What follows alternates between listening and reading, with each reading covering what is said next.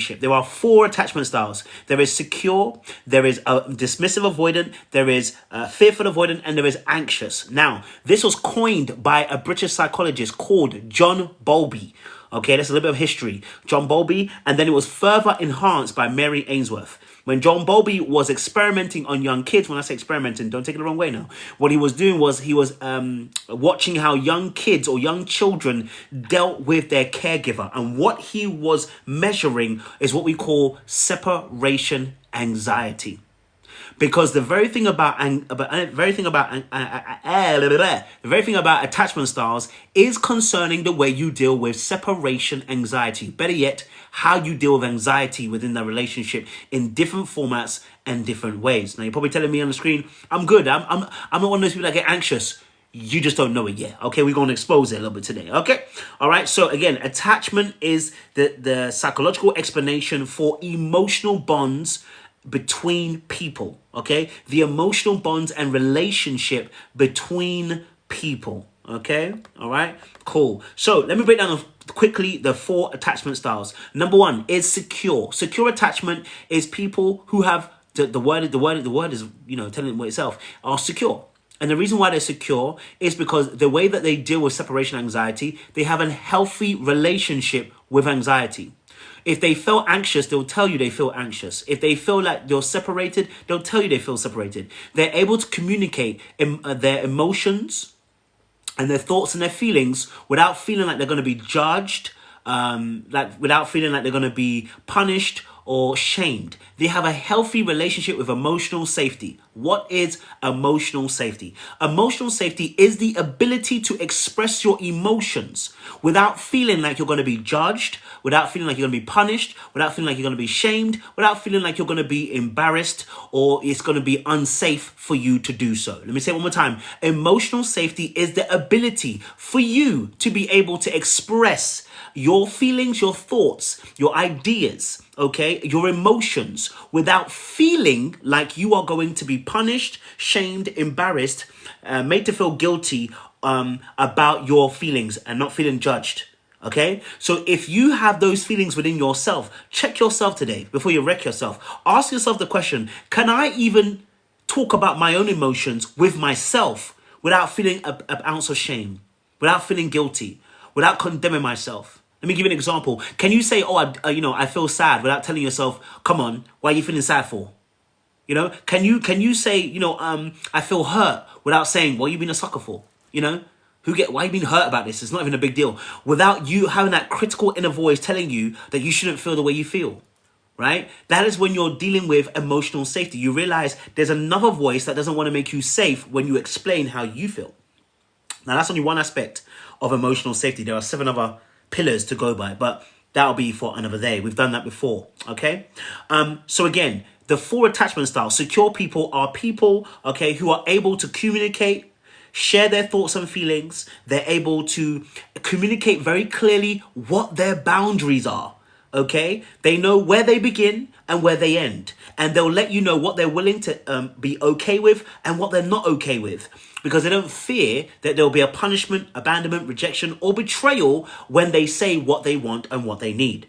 So secure people have a good sense of autonomy, whilst at the same time also understanding that life is about interdependence. Okay, they are able to co-regulate, which means they're able to regulate their emotions by themselves, but they can also regulate it with other people without shaming themselves. Let me give an example. The example is dismissive avoidance and fearful avoidance.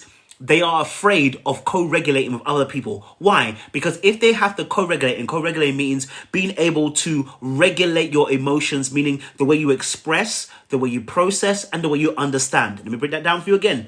The regulation of emotions is the way you express, the way that you process, and the way that you understand. Everybody needs to be able to co-regulate. Why? Because it causes so much issues in your life if you can't co-regulate. Now, when it comes to the attachment styles, there is issues when it comes to co-regulation. Why? Because some people struggle to express themselves. If you're somebody who can't express their emotions very well, you'll find out that 2 things happen, or 1 or 2 things will happen, right?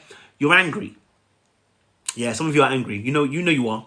And your anger does not display like you being angry and shouting, screaming at people. No, a lot of you, your anger doesn't show that way. It shows in what we call implosion. Okay, rather than explosion. We all can see somebody who's explosive. Nobody wants to be around them. We're talking about your anger that is implosive. The one where you get withdrawn, where you go numb, where you are skeptical, you are critical. Okay, when you have those feelings all the time, it's your anger that's playing a role. Those come underneath the anger spectrum. And a lot of times what happens is people have had unhealthy relationships with anger. So again, going back to emotional regulation is the ability to be able to, one, express oneself. When you've been stifled and you have been quashed and you have been dismissed and you've not been able to express yourself, then you are going to struggle when you get older to express yourself. And what's going to happen? You're going to get angry. Now, your anger is going to come out in two different ways, either explosion or implosion. Most people are going to implode because society does not accept us exploding as a method or a good way of exercising how we feel. Basically, we're afraid of being in prison. Yeah, we're afraid of going to jail, okay? We're afraid of the law, we're afraid of the police, we're afraid of killing somebody. That's just the reality of the situation, okay? So most of us implode. We self-harm ourselves emotionally, okay? That's expression. The other two is process and understand. Many people struggle to process their emotions. This is fearful avoidance. Let me say the first one is dismissive avoidance struggle to express their emotions. Fearful avoidance struggle to understand them. Okay? Struggle to understand them. They are often overwhelmed by trying to understand. And that's what leads to analysis, paralysis by analysis for fearful avoidance. They struggle in the area of processing the fact they have both anxious and avoidant traits. And what ends up happening is they are overwhelmed by their emotions and they cannot understand them. And actually sometimes cannot process them because they carry both the anxious and avoidant traits. And so actually it becomes very difficult for them. If anything, fearful avoidance carry all three. Struggle to express, struggle to process, struggle to understand. And that's why they're always hot and cold. Okay? And then you got what we call the processing. If you can't process, you shut down. Okay? If you can't process, you shut down. Now, technically, dismissive avoidance also do this as well because they're avoidance, nonetheless. Right? If you can't process emotions, you tend to stonewall, you tend to withdraw, you tend to go very numb, okay? Avoidance are typical people who tend to do this. They go offline, yeah? So you can be talking to them one day, everything's all cool, everything's all good, and then for the next 3 days, they don't want to talk to you. Why? Because they can't process their emotions, so they have to shut down. If a computer loses memory and it cannot process all the information, what happens to your computer? It freezes. Right? If your computer lacks memory and there is too much going on in the processing department, what happens to your computer? It freezes and it's going to shut down. The same thing happens to human beings. So if you can't process, you go on what? You go and shut down. And that's where avoidance usually are, because they have not built the muscle or the memory capacity to be able to deal with the processing powers of emotions. Okay, now coming back so that I can explain this again. If secure people, dismissive avoidance are people who grew up in households where they were emotionally dismissed and were not able to be, they were not caretaken very well in terms of their emotional needs. So what ends up happening for them is they actually end up dismissing their needs for themselves and learn to live life, quote unquote, with logic. And so what they do is, because their needs were not met as a young child emotionally, they learn hyper-independence. And that hyper-independence means that now when they go into relationships, they don't like too much emotional closeness, because that emotional closeness feels like you're about to overtake them and trap them. Okay? All right? So that is a big thing. Okay? And I'll come back here in a second. The anxious people grew up in households where there was probably too much control from the parents, or the parents were inconsistent with their love and care, okay? So parents who will love you 1 minute and then not be loving you the next minute, you know? Parents are up and down all the time, right? And not giving you consistent love. Anxious people are born in that space, and they're afraid of abandonment. So that's their fear. So what ends up happening is the anxious person will cling in a relationship because they're afraid of being abandoned. Then we've got fearful avoidance, who carry both. Fearful avoidance are born into households where there is chaos, and there's usually some form of abuse, emotional, mental, sexual sometimes as well. Fearful avoidance will grow up in a household where there is unpredictability of the parent. 1 minute they're comforting, the next minute they're angry and abusive. 1 minute they're loving you, the next minute they're verbally accosting you, right? And there's a great fear of the child to the caregiver. So the child learns there is no way of pleasing the parent. So there's no predictable pattern. So the child learns to fawn, or learns how to play act, or learns how to people please in order to get out of situations. So the fearful avoidant learns not to be truthful, because if they are truthful, they can be abandoned, can be betrayed, and they can be rejected. But worse off than that, they feel that they can be hurt. They can be hurt. So the fear of a fearful avoidant is that they'll be hurt. Okay? All right? So now breaking down the 4 things for you, let's get into dismissive avoidance. Let's get deeper. Okay? Let's get deeper into the situation. Okay? Let's get deeper into this. We're going to break down first and foremost, we're going to break down why dismissive avoidance are born. Where do they come from? How do people become dismissive avoidance? You know, is it just happen? What is it? We're going to break all the way down for you. Okay, so dismissive avoidance. I want you to understand a dismissive avoidant is often born into a household where the caregiver, okay, values independence over emotional closeness. They grow up in households where they've been emotionally unavailable, critical, or distant parenting. They are rewarded for self-sufficiency, but dismissed for vulnerability. Okay, and the final one is expected the child to figure it out on their own, not complain. Let me take those 4 things very quickly, okay, and break it down, okay? First and foremost, a dismissive avoidant is born into a household where they value independence over emotional closeness. If you were born into a household, okay, if you're born into a household where you were given a lot of measure of freedom, probably too much freedom, but you were not just probably given freedom, you were also given responsibility. If you were a third parent or second parent in your household, this probably speaks to you. If you were somebody that was, you had to buy your own school books, buy your own school clothes. You had to find money somehow. Maybe you had a full-time job by 14. Yeah, some of you know this one, right? You were given too much responsibility well ahead of your time. This can breed the independence, right? And you realize that emotional closeness is not beneficial. What does emotional closeness mean? It means intimacy, okay? Your emotional needs, your needs for love, care, appreciation, affirmation, acknowledgement, verbal affirmations. All those things go out the window because all you're thinking about is the result. So dismissive avoidant people tend to think a lot about results rather than the process. They don't care, just get it done. Okay? They do not care, get it done. Why? Because in their childhood, there was no, let's think about it, let's have an emotional kumbaya. They don't have those moments. There is none of this, let me, get emotional about what's happening in my life right now. Let me soothe myself because things are not going the way it's going. It's like, hey, if you don't figure this out now, you don't eat, you don't sleep, you don't go to school, you don't get to see your friends. There is some life or death situation for them. It was a survival of the fittest. And so for them, emotions are not a part of the conversation.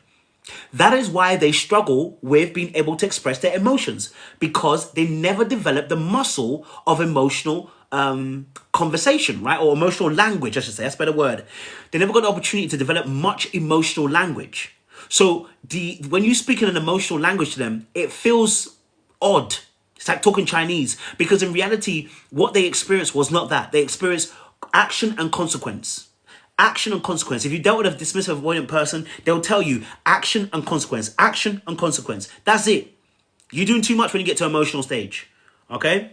For them, anyway. Number 2 is being emotionally unavailable, critical, or distant. So dismissive avoidants grow up in a household where the parents can be highly critical, right? So maybe that child was not always dismissive avoidant. Maybe they brought their homework. I have an example of this, right? You bring your homework to your parent. And those of you who grew up in an African household, or Caribbean household, black households, you bring your homework to your parents and they got the stick ready. Yeah? You ever been in that situation? They got the stick ready. Yeah? Or they got their hand ready. Because you get that answer wrong, you're about to get clapped, right? When you grow up in a household like that, where you can't actually be, you can't be safe, making a mistake, this is going to create an avoidancy. When you grow up in a household where your parents maybe overworked, they were in the household but not emotionally present. So they could be in the household with you, but they were never having emotional conversations with you. What is that? When you told them how you felt, they'll tell you, suck it up, get over it. This life is hard. One of the famous lines is, this life is hard. You ever heard that line before, people and gentlemen? You ever heard the line, it is hard? Yeah, that line is a dismissive avoidance dream.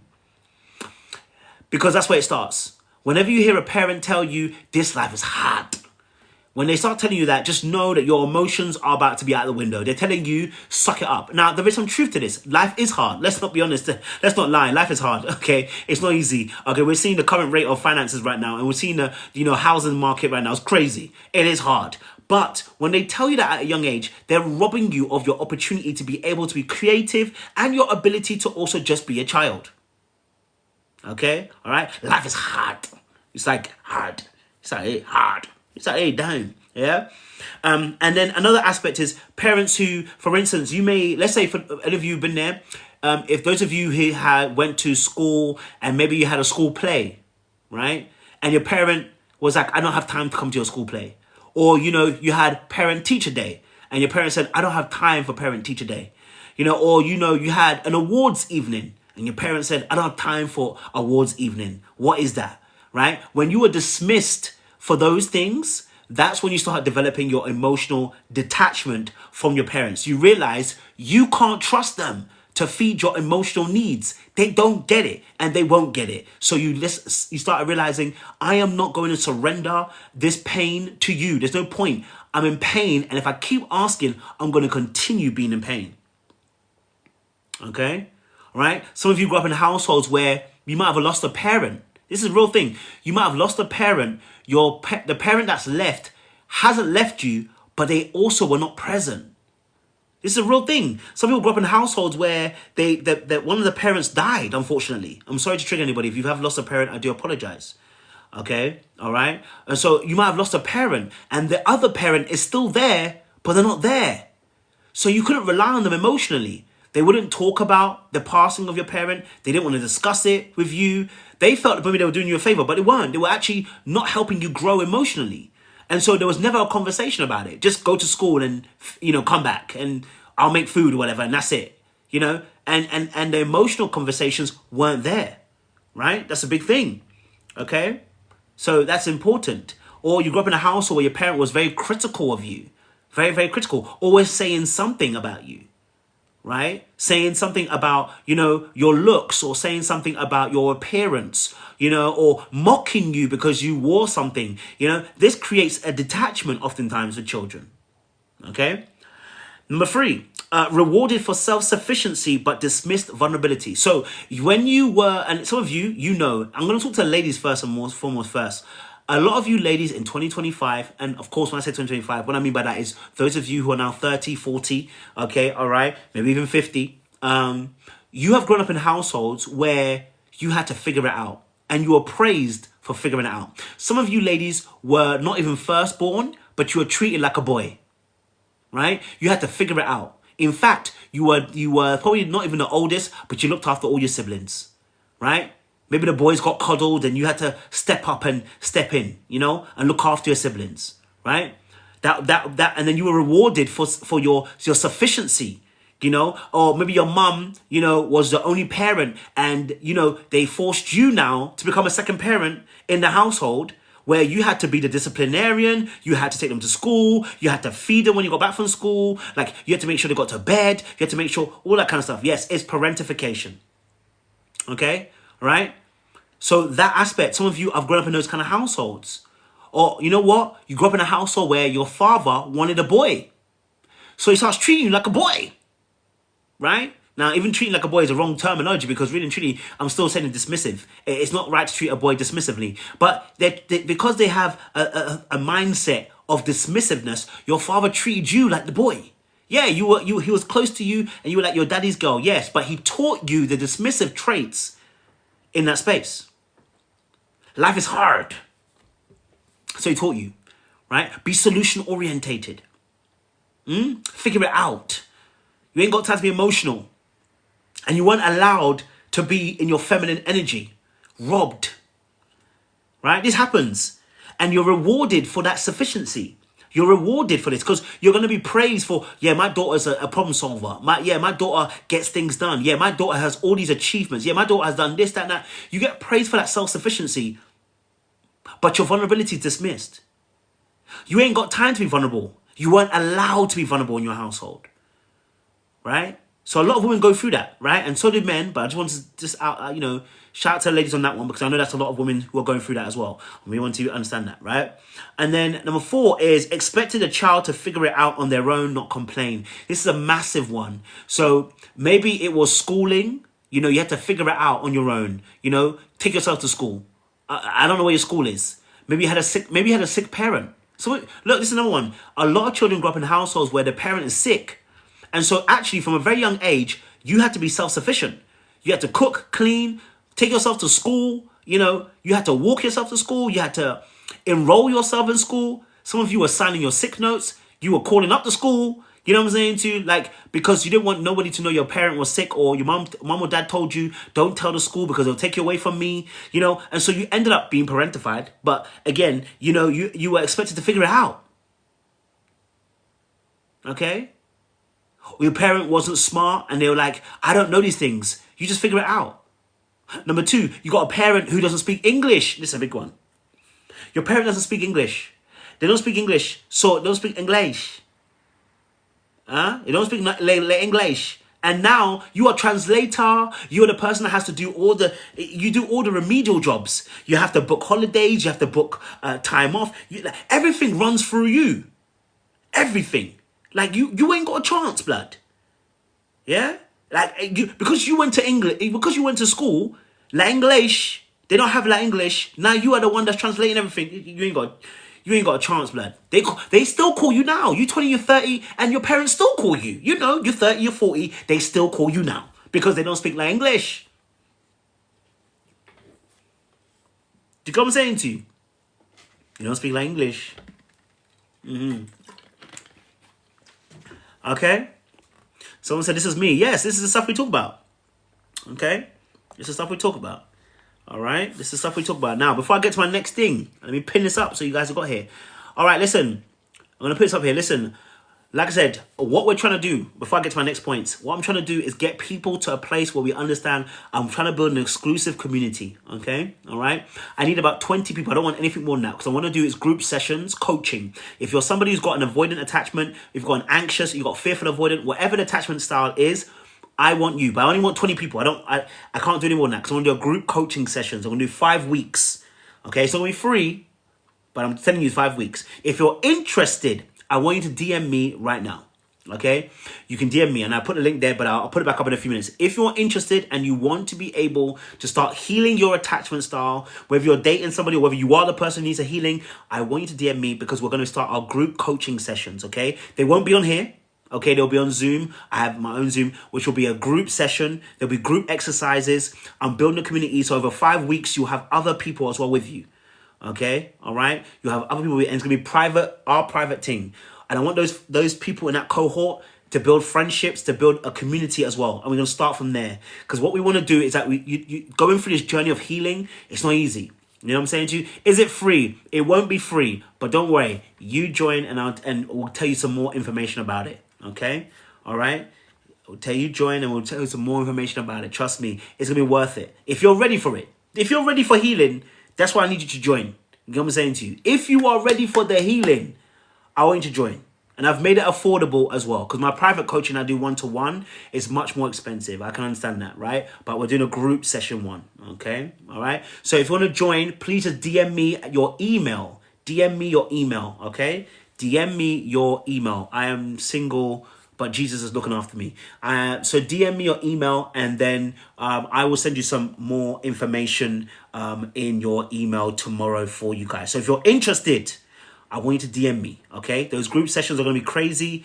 Over 5 weeks, I'm going to teach you about your boundaries. I'm going to teach you how to do them. I'm going to teach you about developing a voice. I'm going to teach you about emotional language, and emotional safety. Okay, so I'm going to teach you about all of that as well. Okay, all right, let's continue this. I will let you know more. Again, I'll repeat this a little bit later on as well, because like I said, I want to get people involved with this. All right, continue the conversation again. So we're talking about, obviously, dismissive avoidance. If you just joined us as well for the live, make sure you stick around as well, okay? Cindy Turner said, what about people who have a mental health? Depends on what the mental health is. Are you asking me to solve the mental health? That's not my expertise, okay? So if it's around attachments, that's my expertise. Mental health is not necessarily around my expertise. So I won't say yes, 100%. If you're looking to heal attachments, that's my expertise.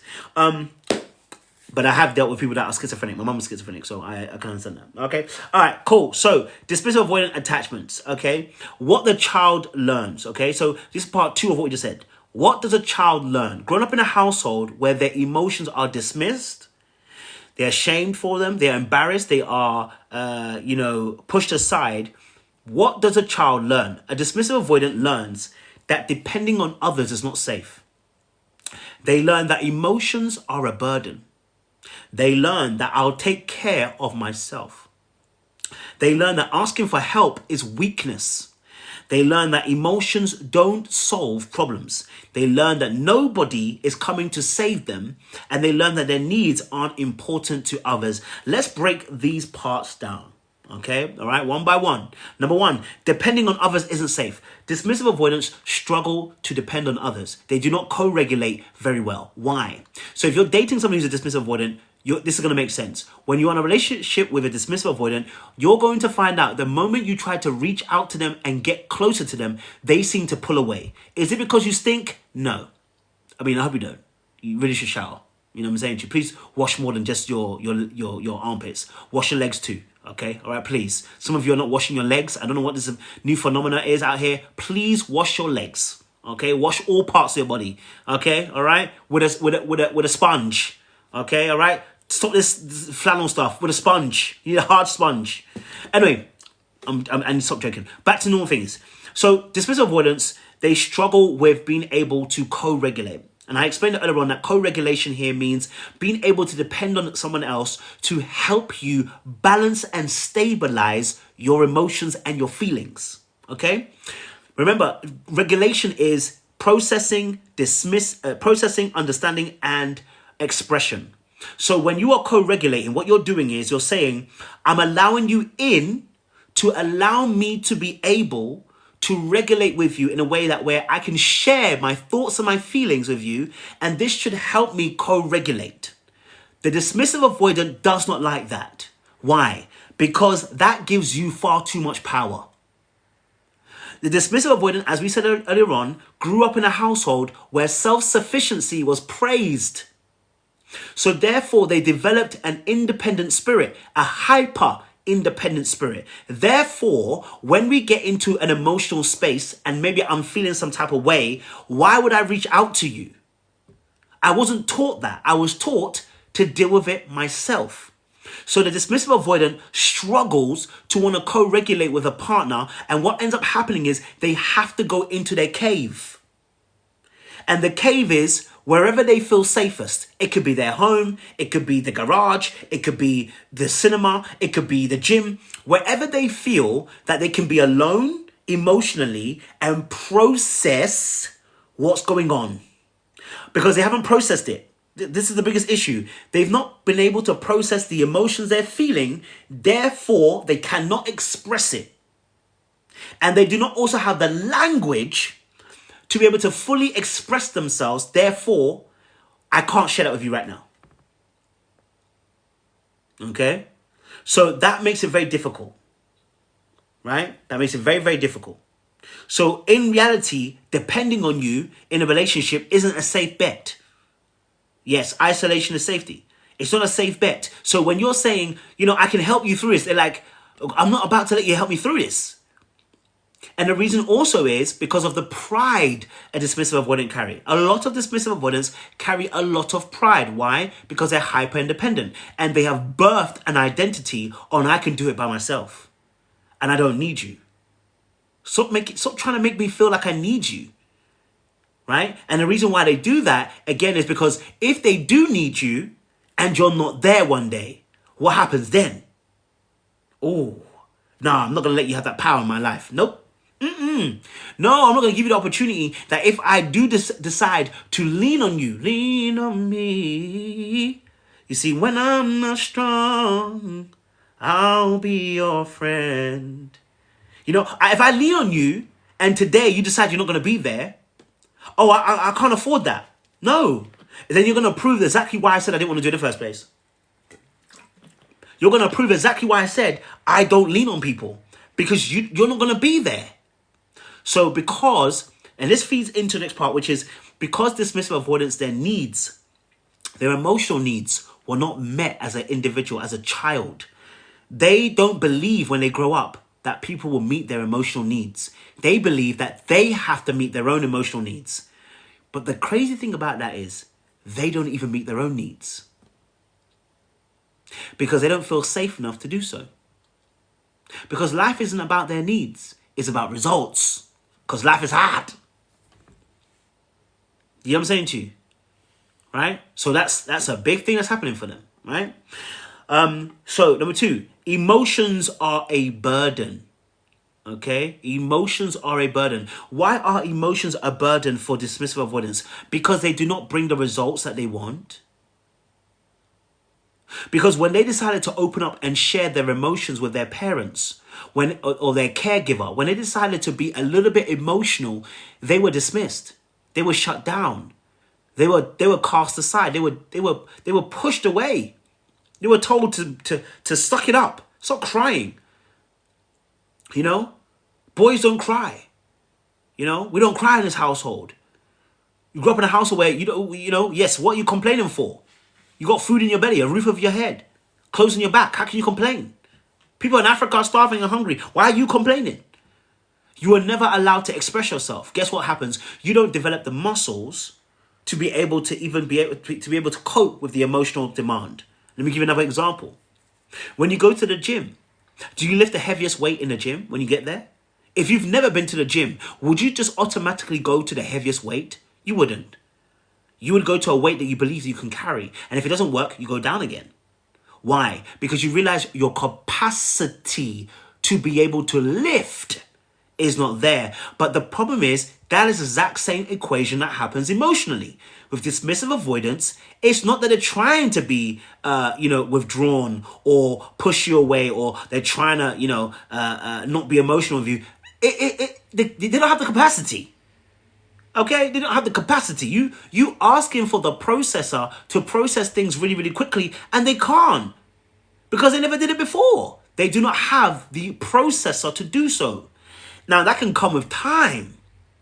That can come with practice, but it won't be there immediately. So when you are coming with all the emotions that you have, you overwhelm the computer, and the computer does what? When it can't process, what does it do? What did I tell you before? When the computer can't process, what does it do? Because that's what happens to the dismissive avoidant. They shut down. And that's actually the wording people use when they describe dating an avoidant. They say they just shut down. Yes, because they are overwhelmed. It's not personal, but it's personal. Okay? All right? It's not personal, but it's personal. So the emotions become a burden for them because they can't process it. It's like having too much information and not knowing what to do with it. What do I do with all that information? And if I don't know what to do with all that information, what's the point of having all that information? It makes no sense. Think about it. If you're giving them all this emotional information, right, and there's all this emotional information that they can't sort through, what's the point of having the emotional information? That's how they're thinking. So what they're going to tell you is, it's never that deep. Come on, man. You're making it too emotional. Don't manipulate me with your emotions. Let's just move on. I don't want to have to talk about this. And then because they're struggling to process. Okay? Struggling to process. Okay? Number 3 is, I'll take care of myself. I kind of spoke of this about already. That I'll take care of this myself. Avoidance, and I'll link this with another 4 part, which is asking for help is weakness. The dismissive avoidant values competency. What What does that mean? They value being astute. They value knowing. So when they don't know, ooh, that's a scary world to be in. When they don't know, ooh, no. Take me out. Take me out the group chat. I don't want to be involved. Why? Because there's no emotional safety. Why is there no emotional safety? Because they were never allowed to make mistakes. You see, when you're given responsibility before it's time, when you are made to be a parent before it's time, when you are given tasks well before your time as a child, what tends to happen is you feel like you cannot make mistakes. You don't feel like you can make mistakes. Why? Because we already know that with dismissive avoidant children, you are forced to figure it out. And to figure it out meant there is no opportunity to make a wrong mistake. If it's wrong, I got to figure it out straight away, find out a way. So incompetency cannot be in the vocabulary of a dismissive avoidant. So what are they going to do? Avoid it? Yeah, I just don't do those things. That's not me. You know what I mean? They'll just tell you, I don't do that. And you ask them why. Yeah, I just don't do it. It's just not for me. And the reason why is because they're afraid. What are they afraid of? Making a mistake? Because one of the things about emotional safety is the ability to be able to take risks and make mistakes, and how safe you feel doing that. So if you can make a mistake and you hear a voice telling you, oh, you stupid, oh, you dumb, oh, you're not smart. Look at you. When you hear that voice, you know you have no emotional, you know that you lack emotional safety in that area. As somebody said in the chat, you lack self-compassion. And a lot of dismissive avoidant people don't have that compassion for themselves. And they also don't have compassion for other people too. Okay? Because if they see you doing stuff that is dumb to them, they're going to let you know it's dumb. Yeah? Like when you crying over that boy, they're going to be like, why are you crying over that boy? Like, and they're going to lay out all the facts to you. That boy he didn't even have a job. He was on the couch. They're going to start listing all the issues like that, right? Because they're not reading the emotional room right now. They're reading it from a very logical standpoint. So for them, they're like, this is not, you're crying for what? What are you crying for? You crying over a man that what? Your man them do this as well. You crying over that girl, blood? What? The one?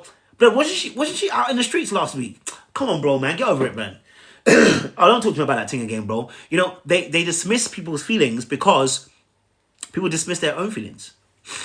Right? People dismiss their own feelings, okay? So for them, asking for help is their last resort. If they're asking you for help, let me tell you this now. If a dismissive avoidant person asks you for help, you are their last resort. You are their last resort. Why? Because a dismissive avoidant person will run through every single scenario that they can and figure out every particular way they could try to solve this without having to ask somebody. Why? Because that's not self-sufficiency. If I believe I'm self-sufficient, I'm going to figure out every single way I can. And if I'm asking you for help, it's because I've figured out every single way I can and I can't do it on my own. I'm now begging. I'm begging you. Put your lovely hands up on me. Like, you are now begging. So here's the thing. If you're dating a dismissive avoidant and they ask you for help, this is not the time to gloat. This is not the time to get excited. Just be frank. You know what? Just say, listen, thank you for considering me. What do you need me to do? Do not bring the emotional aspect. Some of you, you don't want to do that. If you're dating someone that's dismissive avoidant, if they finally ask you for help, this is not the time to say, oh, now you want to be my help. Oh, now you know where I am. You know what I'm saying to you? Oh, now you know how to ask me. Like, don't do any of that kind of stuff. Yeah? Don't even smile. Okay? Don't even smile. Okay? Straight lip. Now, but for real, what I'm saying by that is, really in that space, just thank them, appreciate them for reaching out to you and saying what you need. Keep it frank and keep it short. Don't overdo it. Okay? All right? Don't overdo it. The moment they ask you for help, you know what? I appreciate it. Thank you very much. Okay, what do you need me to do? You know what I'm saying to you? Because when you attach too much emotion to it, now they're feeling like, you know what, every time I do something, now what happens is if they feel like you're getting too emotional about the situation, what they're going to say next is this: I'll ask you again, because if I know that next time I ask you, you're probably going to either rub it in my face or you're going to say you have something that you want me to do. You're probably going to say you want me to do something. They are afraid that if they ask you for your help, you're going to ask for their help next time. Now, of course, in human relationships, we all ask for help, and it's reciprocal. But I'm talking about a type of help where it feels manipulative for them, in the sense of I'm asking you for help, but you're only doing it because you want to ask me for help later on. That's how they feel. So if you start gloating, saying, next time when I ask you for help, I hope you're going to ask me, you're going to help me. Hey, park your bus. Okay? Park your bus. Supreme Queen, you have to book a session with me. If you wanna get in there, book a session with me. You can book a session. Send me an email, okay? Send me an email, okay? Listen, if you guys want to book a session with myself one-to-one, send me an email as well, okay? If you want to book a one-to-one session, send me an email. I'll send you the details of that as well, okay? All right? Send me a direct email. Send me a direct message with your email in. I will send you the details of how to book a session in with myself. Trust me, we get to the root of things. Okay, so... my throat. Okay, all right. Okay, so back to what we're saying, okay, about not asking for help. Hey, I see my baby in here. I shouldn't say my baby, but my good friend, you know what I'm saying to you? Truly, I see you, Anna. I see you, Anna. Love, babe. I appreciate it. It's good to see you, babe. Good friend who we always have good talks. Shout out to her, man. Beautiful, beautiful friend. Okay, so for dismissive avoidance, okay, as well, I need to put on, do you know what I need to put on for you guys? Can I put on Q&A? Will that help? So you guys can put the questions in and I can answer these questions in a second or two. Let me see something. Hold on. Let me see if I can make it Q&A so that you guys can answer these questions a little bit later on. Otherwise, I won't. So I don't lose the questions. Because you guys will ask the questions and I won't be able to see them later on. I don't know if I can. Okay,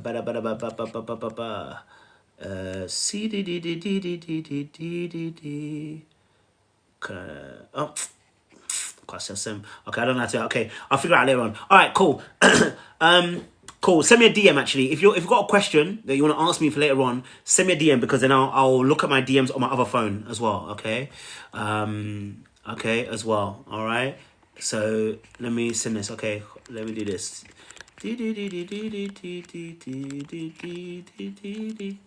Yeah. Okay. All right, cool. Also, if anybody is here is a Christian, I don't do this lightly. I had a dream yesterday. There's a woman who has dismissive avoidant attachment style. You need a session with me. I don't know what it is. I'm not gonna say who it is. I'm just gonna say I had a dream that we had a session. We were talking and we were wrestling back and forth about dismissive avoidance. So if you're somebody, I don't know if the Lord has told you, listen, and you're here. If there is you, reach out to me. I don't know why, but that came to me yesterday. I just remember I had a dream about it, and I was very, very weird that I had a dream about a woman, and I was in a sumo ring, and we were wrestling about your dismissive avoidancy. So if you're somebody that speaks to you or whatever, I don't know. I'm not saying I don't do prophecies, please. I'm not that kind of person. But if that is you, reach out to me. All right, cool. Let's get back to where we were. Okay, so emotions make you cry sometimes. Emotions don't solve problems, okay? Remember, dismissive avoidance, emotions, okay, all right, do not solve problems, okay? Mom's Asian, super ring. So emotions don't solve problems, okay? Emotions don't solve problems. For dismissive avoidance, the emotions don't solve the problems. Here's why. Because when they were young, emotions weren't allowed to be considered. Their needs emotionally weren't allowed to be considered. So for them, emotions can't solve problems. When has emotions ever paid a bill? When has emotions paid their school fees? When has emotions taken them to school? When has emotions, fed them? When has emotions gone to the kitchen and cooked their food? When has emotions read the books that they need to read for their test tomorrow? When has emotions ever done anything for them except get them dismissed? So for dismissive avoidance, their worldview is that emotions do not solve issues. They do not solve problems, and they definitely don't pay no bills. So for them, emotions aren't a thing that they want to deal with. In fact, that's why when they're dealing with you, if you have a friend that's dismissive avoidant, you will know them because they will tell you, you need to suck it up because it does not solve the issue. Okay? It does not solve the issue.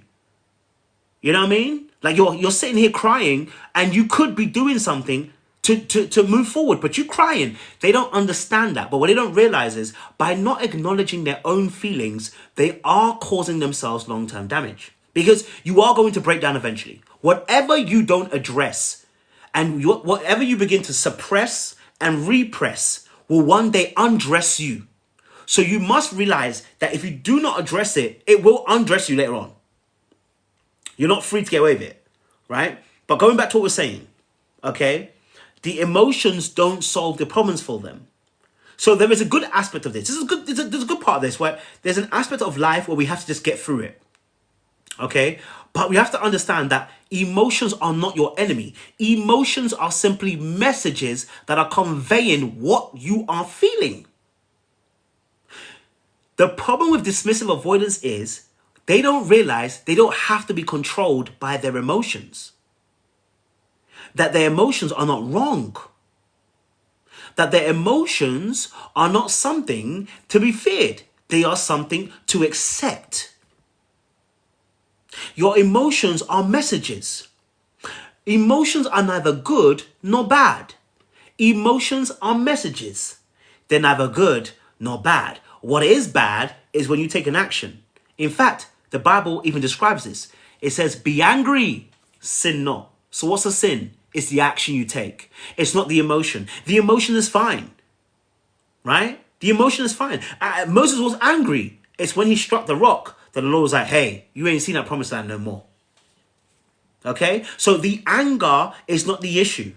Your sadness isn't the issue. Your grief is not the issue. Your guilt that you're feeling isn't the issue. It's what you choose to do with it.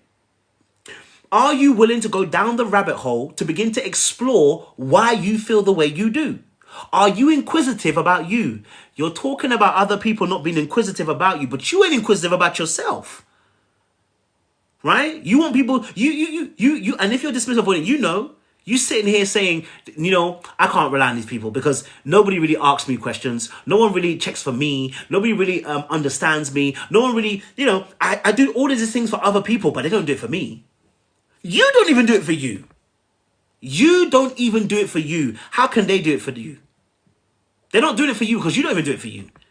And no one asks me deep questions. Yeah, you don't ask yourself deep questions. You don't ask yourself why you're feeling the way you're feeling and begin to work it out. You don't. You don't ask yourself, hey, why do I do what I do? You don't. All you look at is equations, which is action and consequences. That's what your mind is. Your mind is always at action and consequence. Did I make that action? Consequence. Right? So you need to start looking at yourself first and start being emotionally safe and inquisitive about you. Find out who you are. Look at that man in the mirror, as Michael Jackson would say. I'm being a man in the mirror. Oh, yeah. I'm asking him to change his ways. You have to look at yourself in the mirror. Okay? All right. This is a big one. This is a very painful one. Okay? This is a very painful one. It's a truth, but it's not the truth. It is a truth, but it's not the truth. For dismissive avoidance, they have gone through life and realized that nobody's coming to save them. Do you know how sad that is? In fact, we can see the epidemic of no one's coming to save you with our women in 2025. Okay? All right? We can see the epidemic of nobody's coming to save you with women in 2025. How many women say that now? They will tell you now, nobody's coming to save you. And what happens when no one's coming to save you? They have to work hard. And I'm not talking about, there's nothing wrong with this, by the way. Nothing wrong with working. Nothing wrong with making your own money. I'm saying that you become this independent individual who's hyper independent. And I coin it this way. This is what ends up happening. And it's easier to tell about the women because, again, it's easier to kind of say it this way, right? There's nothing wrong with being a boss chick. Nothing wrong with being an independent woman. Nothing wrong with living your life on your own terms. You should. Nothing wrong with it. But usually, when people are screaming from the rooftops, I'm a boss chick, usually that's because no one's coming to save you. You have a whole history of no one coming to save you. Right? It's not the fact that you are a woman that is a boss and a CEO. No. When you begin to scream that from the rooftops and label yourself, I'm a boss chick, in most cases, not all, in a lot of cases, it's because no one came to save you. You've never experienced it. Your dad didn't cover you. Your mum didn't cover you, right? Your brothers didn't cover you. Your uncles didn't cover you. Your cousins didn't cover you. Nobody's covered you. And so you are labeling yourself, I'm a boss chick. I'm an independent woman. I get it. I'm hearing you. There's nothing wrong with that. Right? There's actually nothing wrong with that. Being an independent woman as an independent man, nothing wrong with that. It's when you scream it. And oftentimes when people are screaming it, it's because nobody covered them. Go and ask them. The people that are screaming boss chick and I'm an independent woman, go and ask them. And you can see it in the men too. Right? The men that will scream and say, listen, women don't care about our feelings. They don't care about your feelings because you don't care about your feelings. And you pick women that don't care about your feelings. Thank you very much for the gifts. Thank you, guys. I appreciate it. Thank you. Right? The men are the same way. They be like, listen, women don't care about your feelings. All they care about is you paying bills. Yeah, of course they do. Because you keep picking women that only care about bills. Why? Because only you care about bills. You don't care about your own feelings. What, were you expecting me to care about your feelings? Well, you don't care about them? You go and pick somebody who's going to mirror you. I can't do anything about that. So you're now confirming your own bias. And this is what happens. So there are men out there, listen, hey, if I lose my job, I'm definitely going to be out there. Listen, there are women who have plenty for women who really love their partners. Their men have lost jobs. Now, there are stories out there of women who leave their men. Yeah. But a lot of women will tell you, listen, they've been in a situation where their partner lost their job, lost this, that, and they supported them. Husbands that are sick, paralyzed, yeah? Tube running for the nose and the mouth blood. And that woman's still there and faithful. So I don't want to hear it. The reality of the situation is there is people who out here will do the opposite of what you want. Yes. But who are you picking? So there are men who feel that that women only care about their paying the bill. Yes, because you only care about paying the bill. You don't care about your emotions. If you did, you'd choose somebody who cared about your feelings. So we have two groups, men and women, who are suffering when they believe that nobody's coming to save them. They've never experienced somebody coming to save you. Right? Let me tell you a situation. Let me tell you a story. Funny enough, when I was younger, I had a situation. One of the best situations. I had a situation. I was probably about 12. And I got into a beef with two boys. I don't know what was going on. We're playing football and these boys were trying to bully me, And I wasn't going to have it, what I'm saying to you. So I took, they were trying to bully me. I took my football and I said, I'm going home. So I'm going home now. These boys followed me. And they followed me into the lift. And in the elevator, right? And I live in a block of flats on the 16th floor. These boys followed me. I think they stopped the lift early. He started running off his mouth. I said, whatever, ever. Before I know it, I got punched in the eye and he took the football and ran off of it. And I chased him, okay? And then they locked me in what we call the bin. That underneath a building, there's like a chute where the bins go to, right? They locked me in there, right? They held me in there. They stood against the door and held me in there for a good 5-10 minutes, right? So now when I come out, you know what I'm saying to you, and I'm like, I don't want to tell my dad because like this is boy stuff. I don't want to, they bullied me, and they got my football. What it is, you know what I'm saying to you. But unfortunately, when you get punched in the eye, your eye will show. So when I get upstairs, I'm like, I'm not gonna tell dad about it. My eye is showing. What happened to you? Oh, nothing. I don't realize it's because when someone punches your eye, you don't realize it swells up. So I don't know what's happened. He sees that I got a black eye. He goes, okay, who did this? I'm like, nah. I don't want it to escalate. I don't want it to go deep. I don't want it to go wrong. You know what I'm saying to you? I don't want it to go any further than this, man. Like, let it go. Like, I don't care. They can do that. I'm not scared of them. They're not, you know what I'm saying to you? I'm not scared of them. I wasn't scared of them. It is what it is. But he's insistent. He's going to do it. So we go to their house. We speak to their parents. The parents sit down with my parents. And, sometimes, I want to be very honest with you, some of you parents are absolutely shambolic. You breed your sons and daughters to be demons in the world, okay? When you believe that your son and daughter can do no wrong, you are part of the demonic trail that helped these children become wayward and left, yeah? You defend your children, and your children are absolutely a demon spawn. You know them. They're demon spawns, and you defend them still, okay? Let God do what God do best, okay? Hand them over to Satan, okay? Some of you need to do that. All right, but all just aside, so they were defending their son, saying he ain't done nothing wrong, and then we said, well, where's the football though? And he had the football. So it's like, it's just crazy. You know what I'm saying to you? And in the end, the dad was like, the dad tried to flip it onto me, saying, boys are boys, you should be stronger. Okay, so your son took my football. You want me to be stronger? Okay, cool. Whatever, right? Now, it didn't end there. This is the problem. It didn't end there. You see, Negroes don't like to end it in one place. Okay? It's not just Negroes. It's human beings in general. Okay? Let me not make it a black thing. So we go outside, and I remember something happened. Something happened, and the older brother got involved. Okay? Now, I'll tell you this now. Shout out to Dad on this one, right? There was at least 20 man deep, yeah? Outside by where we used to play football and soccer, right? 20 man deep, yeah?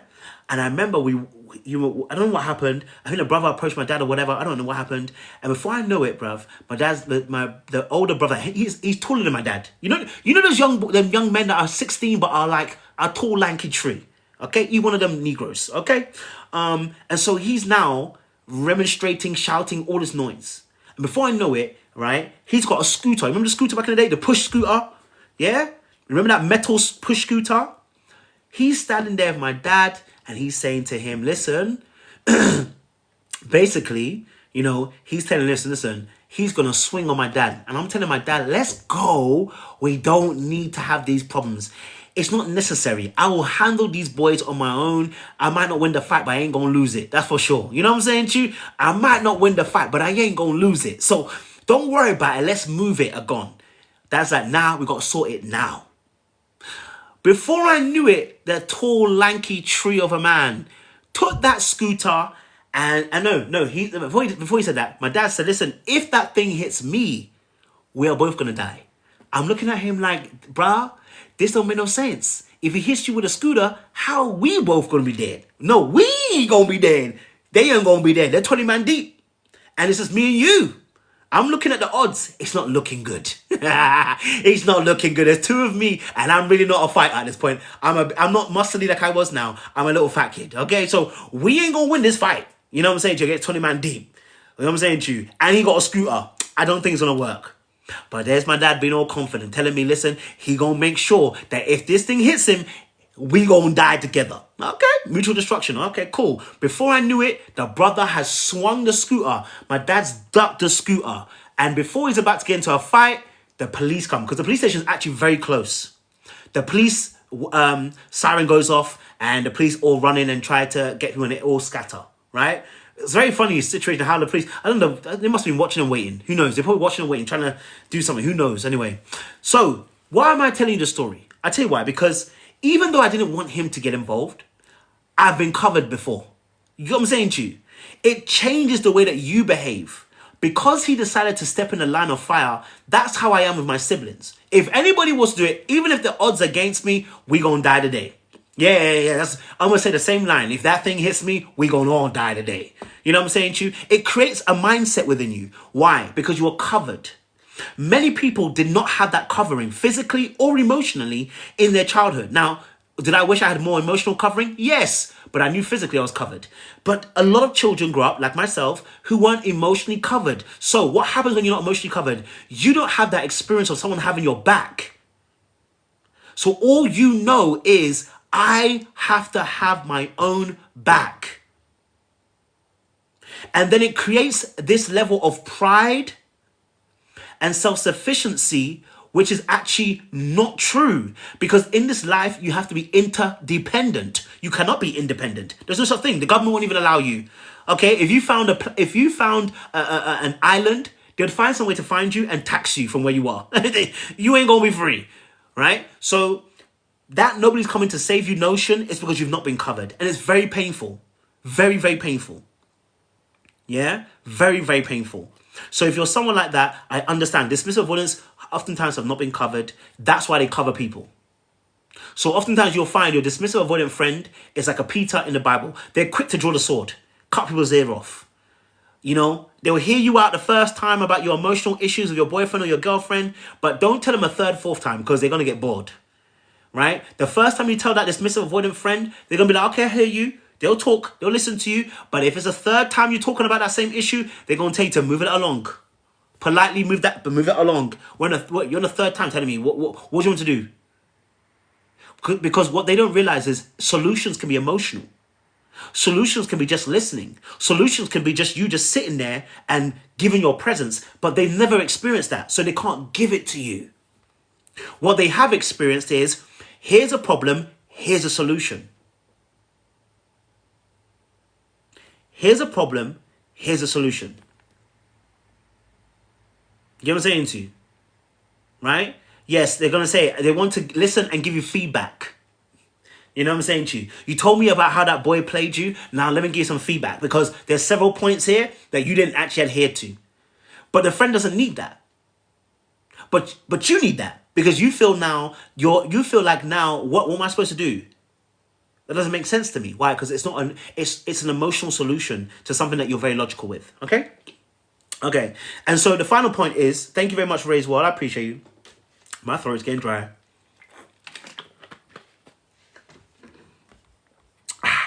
All right, cool. Next point. Last point on this section, and we're going to move it on. The needs aren't important to others. So thank you very much, Elvira. Thank you. Dismissive avoidant people do not believe that their needs are important to other people. Dismissive avoidant people do not believe their needs are important to other people. Why? Because their needs were not important to their parents or their caregivers. So what they believe is, if their caregiver could not care enough to give them what their needs were, and I didn't mean to do that, but I meant to do that. If they could not care enough to give them what they needed, then guess what? Why would you give it? How can they think logically you would give it? If their emotional needs were not catered for, if their emotional needs were not catered for by their caregiver, they were supposed to give care and they couldn't do it, why would I trust that you can give it? How can I trust that you'd give it? Because if they didn't care enough to do it, why do I believe that you're going to consistently give it? I can't trust that you would give it. You might give it once and I'll be okay, but I can't trust you're going to do it consistently. In fact, that's actually the healing method of loving a dismissive avoidant, is consistency. You know, I have a real quick story, and I'll go back to this. In fact, I'll tell a story after. Let me keep this on track. So the needs of the dismissive avoidant is dismissed by themselves. So if you're a dismissive avoidant person, or you're dating somebody who's dismissive avoidant, best believe that they dismiss their own needs. They dismiss their own needs and then complain about people not actually supplying their needs. Oh, I have a few dismissive avoidant clients, so they know who they are. You know, we all do the exact same thing. They come into the session and I tell them, listen, so, you know, they'll tell you, listen, I spoke to my friend, you know, and this is a big one. This is a big one for them. They were like, and if you're dismissive avoidant, you know this one. This is a big one. Listen. You know, I call my friends and, you know, we talk for about an hour and they spoke for 50 minutes. I barely got to speak for 10. Yeah.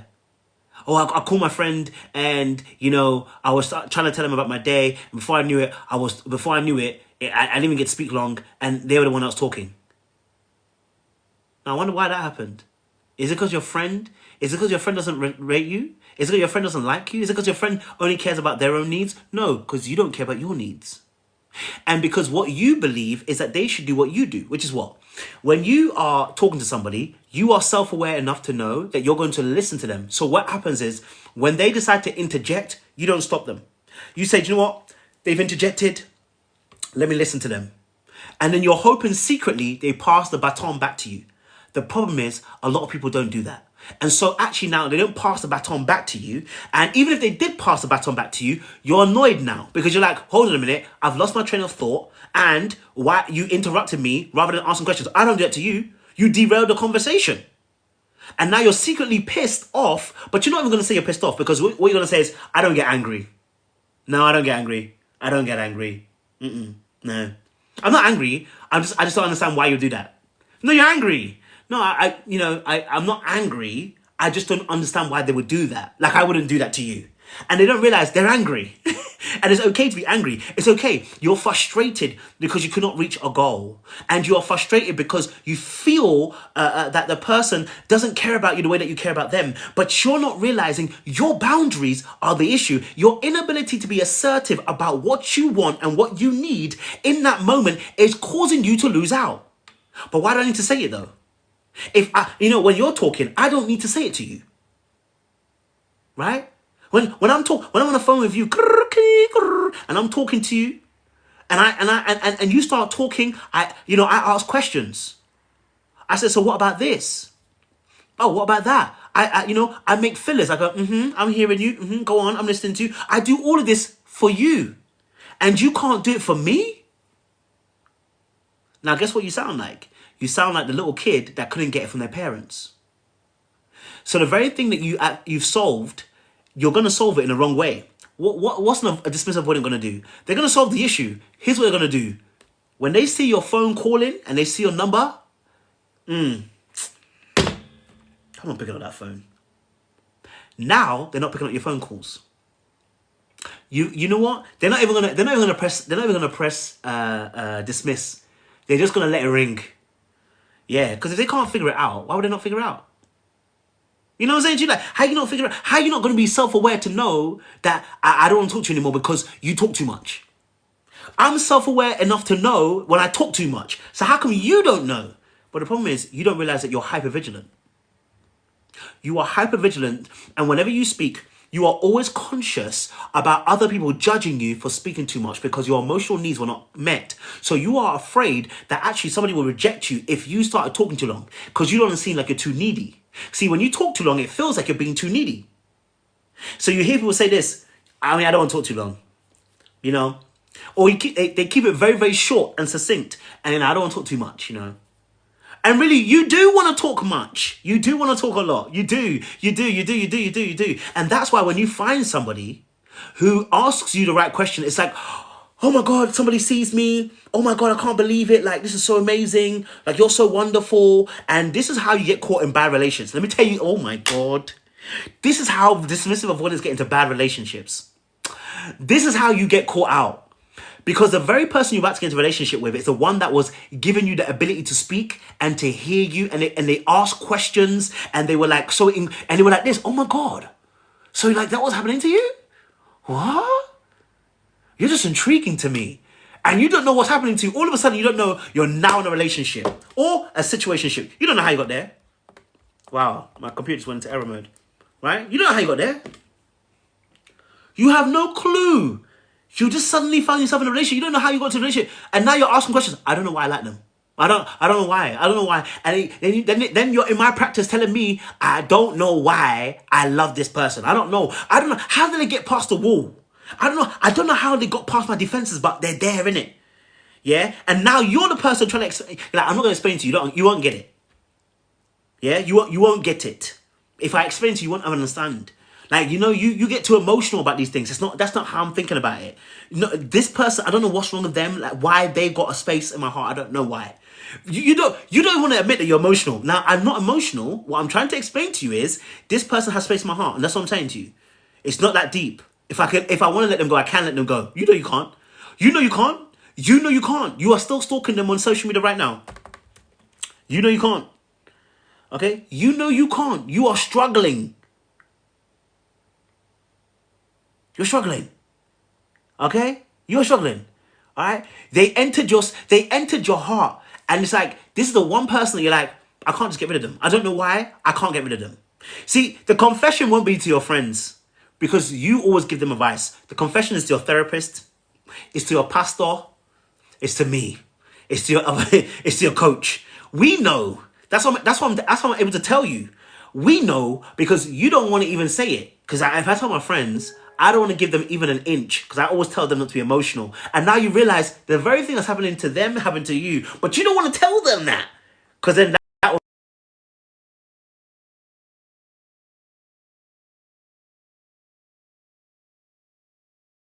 You don't want to tell them that. You don't want to tell them that. You can't. Yes, pride is there. Your hyper-independence is there. You can't tell them that. You've been telling them all the time. They can't talk to you. So now they can't tell. I can't tell them that. I can't tell them that. No, I can't. If I tell them that, no, that's too vulnerable. You know what I mean? They won't understand. Right? And not realizing that this is all part of it. Like, you know what I'm saying to you? This is all a part of what happens to us. Okay? All right? A struggle to be open and be vulnerable. Right? So that happens. Okay? Okay, hold on. So So that's that part. Okay. All right. So things that happen with dismissive avoidance is they keep people at distance. They suppress their emotions.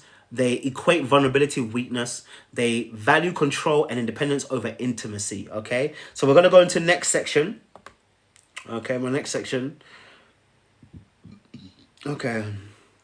Going to my next section. Okay. We're going to talk about some of the behaviors of a dismissive avoidant as well. Okay, like I said, it's gonna be a long one tonight. Trust me, I told you we're gonna be here for a few hours on this late one tonight, because you know what, we gotta break it all the way down. So I hope you're ready to stick with me tonight. And before I go any further, we've got 120 people in the room. Let's get us to 30k likes. We are 120 people in this room and counting. We want you to press the like button on the screen. Let's get to 30k likes. Why? Because it lets the algorithm know that you are enjoying what you are getting from me. And I know we're growing as a community. So I'm going to take the time quickly just to reset the room again once more. So for anybody who's listening, if you are interested in coaching, I can do it two ways. One, I do coaching one-to-one. So if you want some coaching one-to-one, send me a DM send me your email. I will respond and send you details of my coaching that I do. Fantastic, beautiful thing. We are also launching a new program in May, okay, where I'm going to do group sessions. I want about 20 people. Okay, it won't be free, but it'll be far more cheaper than doing a one-to-one session. It's gonna be a 5-week program.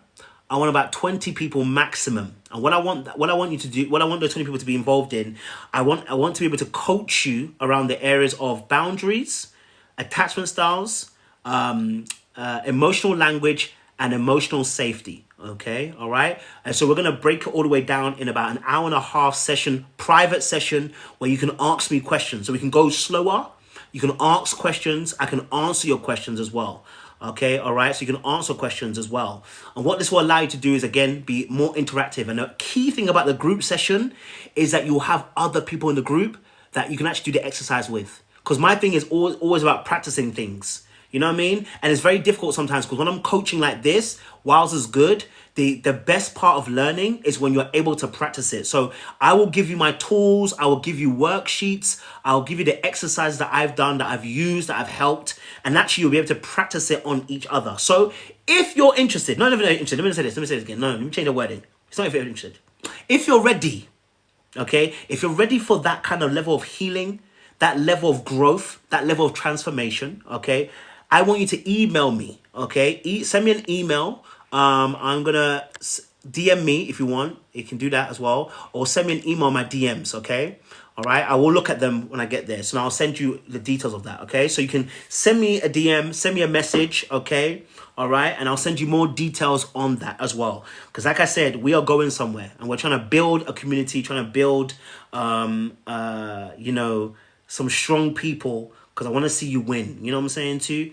And we'll still do these lives, so these lives will still be free. You can watch the replay on my YouTube channel, LBB91 Coaching. So you'll still be able to watch the lives, still be able to watch the replays. They will always be free, okay? But the coaching that I want to do with you guys who are ready to heal, and you're ready to go, and you want to see the world in 2025 in a better place, I need you to DM me, and I need you to send me your email as well, okay? And I'll send you more details, because we're going to go from here, from grace to grace, from faith to faith, higher. You get what I'm saying to you, yeah? Okay, cool. All right. My throat be hurting. All right, cool. Let's get into this. Next part. So, dismissive avoidant behavior patterns, okay? Dismissive avoidant behavior patterns. Shout out to my barber who's in the chat right now. I appreciate you. I need to come for a cut before the end of the weekend. I'm going to come to you by the end of the week, before the end of the weekend goes. All right. Dismissive avoidant behavior patterns. Okay. All right. Dismissive avoidant behavior patterns. I'm going to label some of the patterns of behavior and explain it in a bit more depth so you understand what's really going on. Okay. Number 1 is emotional distance. Number 2, values independence. Number 3, avoids vulnerability. Number 4, ghosting, withdrawing.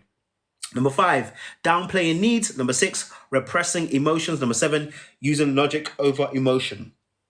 Okay, cool. So number 1, emotional distancing. So doing things like shutting down, going quiet during a conflict. And sometimes I call this as well, doing behaviors that create emotional distance. So, sometimes weaponizing incompetence. That's very rare. It's not very often that dismissives do that because they don't like being incompetent. Okay, but they will do things where they are creating distance. So the shutdown, the stonewalling. Okay, all right, sabotaging things. Okay, all right, moving very slow, doing what we call a one-up. A one-up is an art of war. An art of war of one called a one-up is like someone will, is it one-up? I might have the wrong wording. I apologize. It might be wrong wording. It's not one up. But there's an art of war where you do things to slow the progress of the person down. So it's very passive aggressive. So what you do is instead of doing the thing straight away, you'll slow it all the way down. And that will cause the person to be annoyed, frustrated, and create emotional distance, right? So those things can be looked at as manipulative, and they can be in some aspects. I won't lie to you. They can be in those aspects. So the shutting down and getting quiet during conflict is the one thing I'm going to address. So for dismissive avoidance, the struggle with a conflict is that in the conflict, the fear is that their needs won't be met and they actually won't be heard. So this is why they shut down, right? Rather than actually having a back and forth with you, they fear that they won't be heard and their needs won't be met, and actually it will lead to rejection, which will then lead to abandonment or lead to you leaving them, right? So instead of actually arguing with you, they actually they feel like they have to move through the conflict quickly.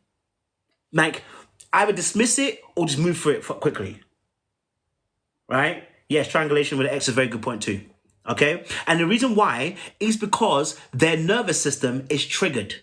And in the nervous system, you have a fight or flight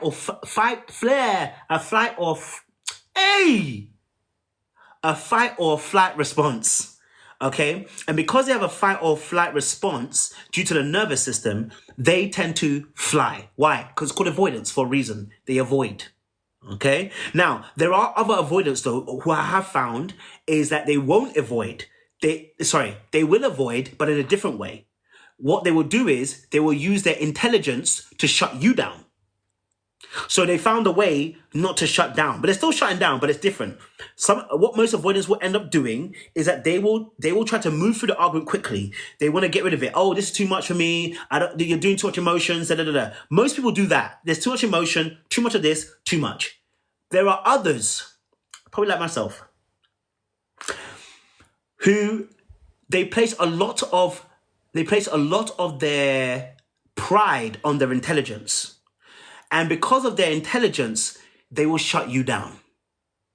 This will end the argument. They will override you with big, big words. They will override you with condescending tone. They'll override you with volume. They'll override you with making sure that you're not the smartest person in the room. So now you feel like you are dumb. So what's going to happen? You don't have the conversation anymore. And those people oftentimes look like narcissists. But they're not actually narcissists. A lot of them, they're not narcissists, but they've learned that because they have a very high intelligence. So what they're using is their tool of avoidance in a way of creating emotional distance. I'm going to make sure that you can't get too close. We're having an argument. It's gone on too long. I believe I'm right. I'm going to shut it down by making sure this is where the power lies. Yes, dark empaths, as somebody would say it like that. Yes. Okay. This is where the power lies. Okay. And it's something they have to work on. You know what I'm saying to you, right? They are great debaters. They are great orators. They like to talk. These people like to talk. Okay. So they will they will flip the script on you. Okay. They'll flip the script on you. Okay. They're going to talk you. They're going to talk you into a circle, and then talk you out the circle, and then sit your ass down. Okay? All right? But it's actually an avoidance technique. Because you are intellectualizing the issue rather than actually having a real conversation. Like, we're disagreeing on something, and instead of actually disagreeing, you're intellectualizing the thing and then building a platform where you believe you're higher than the other person. Okay? Number 2, values independence. Okay? I don't need anyone to take care of me. I think we already discussed that already, so I won't go into that too much. Avoid vulnerability. This is a big one, okay? For dismissive avoidance, avoiding vulnerability, big one. They keep things surface level, even in romantic relationships. Now, if you've been dating somebody who is an avoidant, specifically more dismissive than fearful, you will find, and I mean, there are fearful avoidants like this, but and it depends if you are got that fearful avoidance, more than likely there's a power dynamic between the two of you. I'm gonna lie to you. There's probably a power dynamic between the two of you. But dismissive avoidance, they tend to be quite surface level. What does that mean? It means that when they get into relationships, they know more about you than you know about them. Okay? They could be spy agents because they're so great at and this. Okay, hold on. Let me just break something down here. Something just came to my mind. So one thing that dismissive avoidants are really good at is understanding that most people have a trait of narcissism. Now, because we have this trait of narcissism, everyone has it, by the way, right? We want to think about ourselves and think of ourselves in a great way. What a dismissive avoidant person tends to do is they tend to play into that narcissism of the other person. How?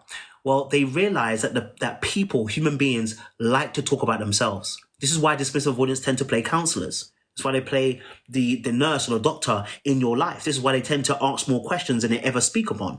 They've learned how to avoid a situation by putting the spotlight on you.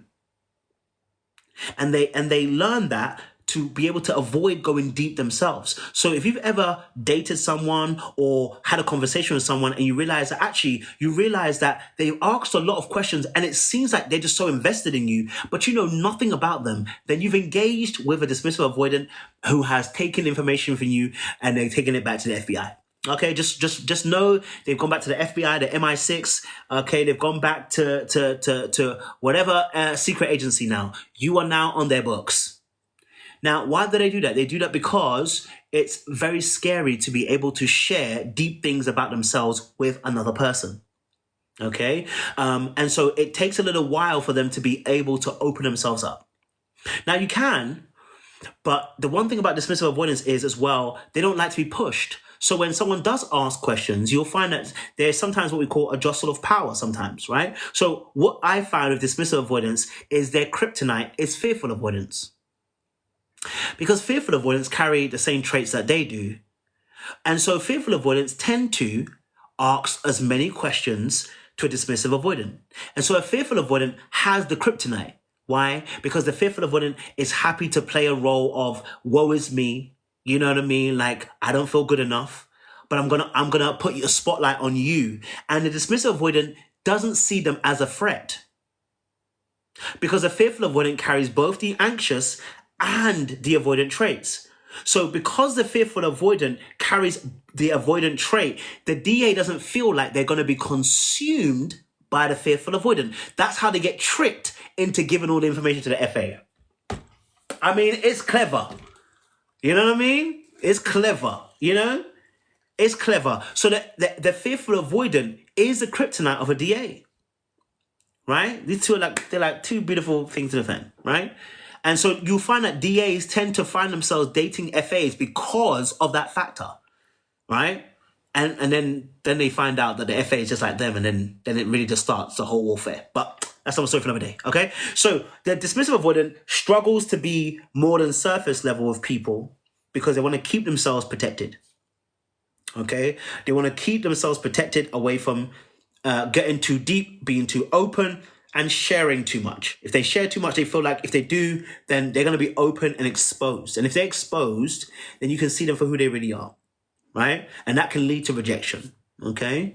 All right? And they don't want to be overrun with their emotions. They don't want it to lead them in that particular space, okay? So they'll avoid vulnerability. Dismissive avoidance, downplaying their needs. They'll downplay their needs because they'll say, I'm good, it's not that deep. A lot of dismissive avoidance, this is why they cause carnage in relationships, okay? Because dismissive avoidance will take things in a relationship rather than actually saying those things. What does that mean? It means, for instance, a dismissive avoidant may need time alone to recuperate and come back to a relationship fresh. They need a couple of hours to refresh themselves and come back into a relationship. And instead of telling you this, what they're going to do is they're going to take that time. Why? Because no one else can meet their needs. Remember that? If they don't believe people can meet their needs, guess what? Only I can meet my needs. So guess what? I'm going to do something selfish, which is actually selfless. And that's why you get into an argument with them. And it looks like they're gaslighting you when they tell you, I did this for you. No, they really mean it. They did it for you. If they can't recuperate themselves, they can't be the best self for you. That's what they're telling you. Right? Now, it may seem like gaslighting, and it probably is a little bit of gaslighting, but the reality is that's how they really do feel.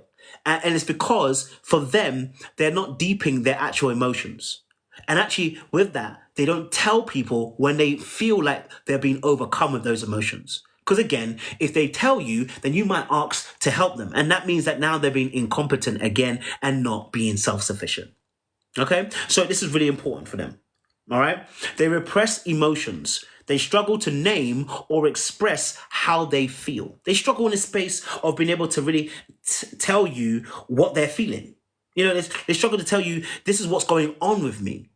And they do it from two fronts. They're scared because if they tell you, what if you reject them? What if you laugh at them? What if you mock them? What if you judge them? What if you hold it against them? What if you use it against them next time? Can't take that risk by telling you my deep thoughts and my deep feelings. You know what I'm saying to you, right? But it's also because they don't have the language, which is why I said that if you join the coaching group, we talk about building language, because you'd be surprised how much more efficient you are when you have words to put to what you're feeling. This is why the English language is so beautiful, because there are so many words to describe how we feel.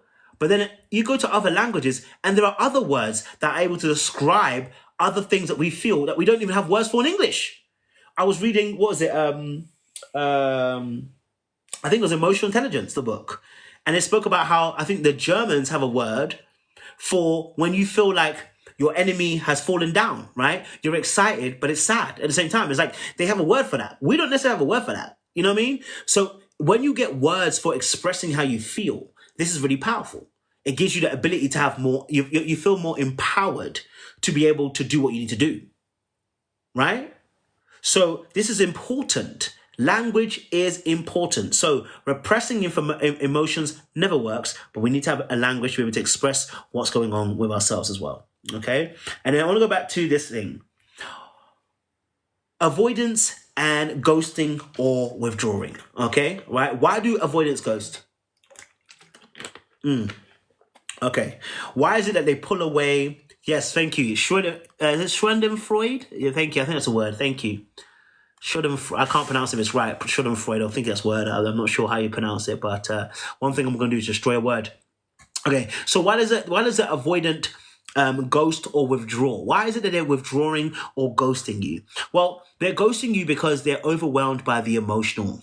Now, I told you this earlier on, that they don't have the capacity or the muscles at that point in time to be able to deal with the emotions that they're feeling. They are overwhelmed and cannot process. The problem is they don't have the language also or the practice to be able to let you know that they are overwhelmed and that they feel like they need some time alone to recuperate, come back to you stronger.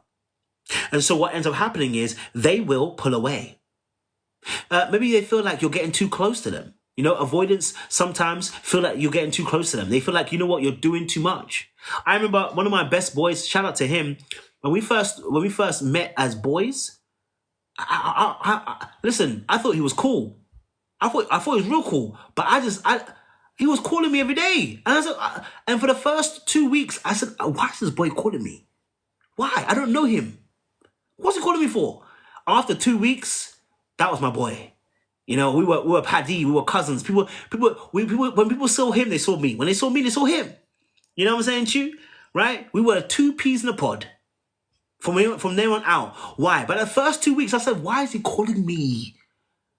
I used to pick up in frustration. Why is he calling me? You know what I'm saying to you? I don't get it. Why? Just to talk? And it's because I don't trust people easily. Okay? All right? So what you realize is his consistency, and he's obviously a very secure person, his consistency made me feel secure after a while. Right? Now, it took 2 weeks, but hey. So for you, if you're dating somebody who's a dismissive avoidant, what's going to help you is consistency. Right? Every little step I take, you and me, every little step I take, The consistent little steps that you take are what's going to help you stabilize the dismissive avoidant. Okay? The problem is that you're triggered. And you're triggered, you can't now be consistent because you're now triggered. But we'll talk about it in a second. So the dismissive avoidant will pull away when they get overwhelmed by the emotional intensity. And usually the intensity is because there's an up and down effect, usually, or they are not ready to accept the fullness of this emotion and feeling they have. And they're not sure if they can trust it yet. They're not sure if they can trust it.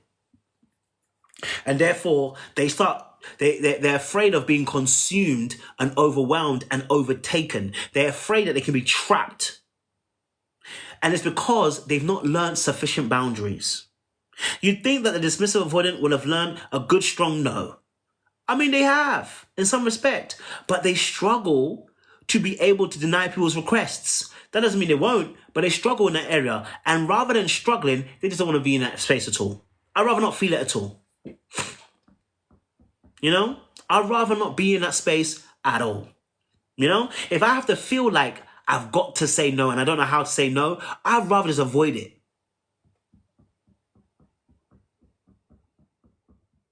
Probably, Anna, you probably are. Right?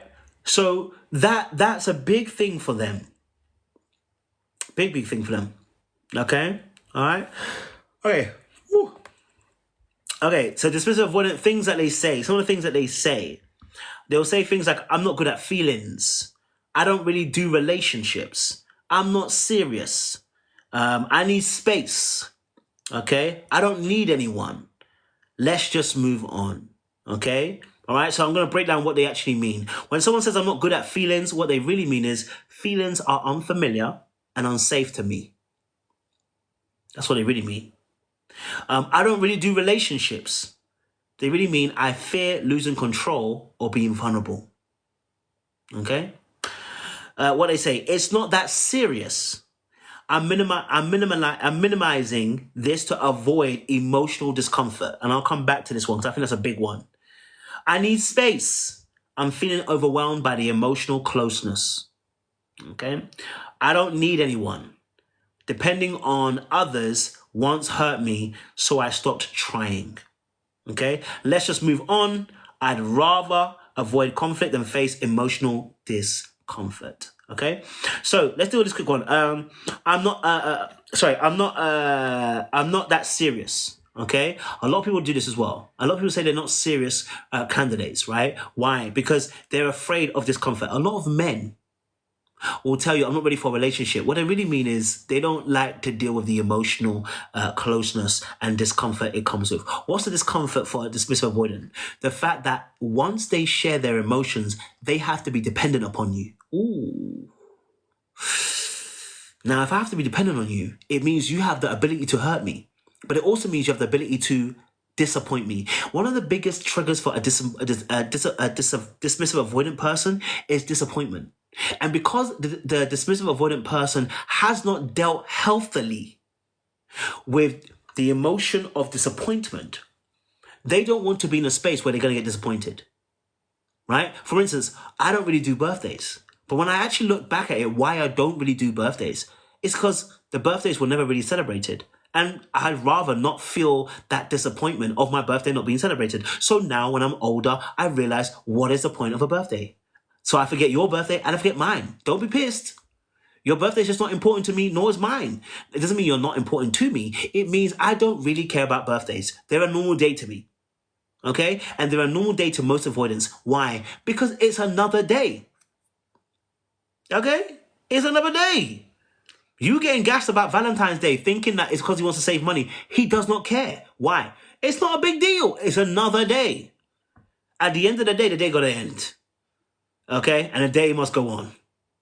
Yeah? It's Christmas. Want to do big presents. For what? It's another day.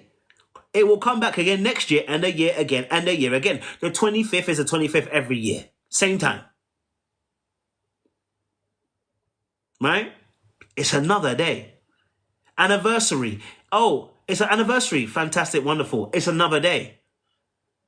The anniversary will always be the same day. It will come again. It's another day. Okay? You know what I'm saying to you? I'm still here. I'm still in a relationship with you. That's all that matters, right? And so that's actually what a lot of the things that they're feeling. Those kind of things, they minimalize them because there's a lot of emotional discomfort, disappointment. And disappointment how? They don't want you to disappoint them, but they also don't want to disappoint you. So a lot of times, again, because of the lack of emotional safety, which is if I make mistakes, I'll be judged for it. I don't want to make a mistake and feel that you are disappointed in me. Why? Because I was disappointed by some other people. I don't want to be the cause of you feeling what I felt as a kid. Dismissive avoidance are actually quite empathetic. Just in a different way. Okay? They don't want you to feel it. They don't want you to feel what they felt. So they are afraid of letting you down or being let down. Okay? So that's why they can end up creating space with you or, sabotaging it. So let's say, for instance, your birthday comes. They might remember your birthday. But you know what? Rather than, plan a nice birthday for you, they won't. Because actually, if they plan a birthday and you don't like it and then you feel disappointed, they're going to feel rejected. And I don't want to feel that. So if I can control that, I'd rather not do anything for it at all. So what they're going to do, they're going to stall the whole day. Yeah. You know what? That day they're busy. And it feels like they're just being mean. No, they're busy. Why? Because they're afraid if they did something and you didn't like it, you were disappointed. See, dismissive avoidance, remember I told you about action and consequence?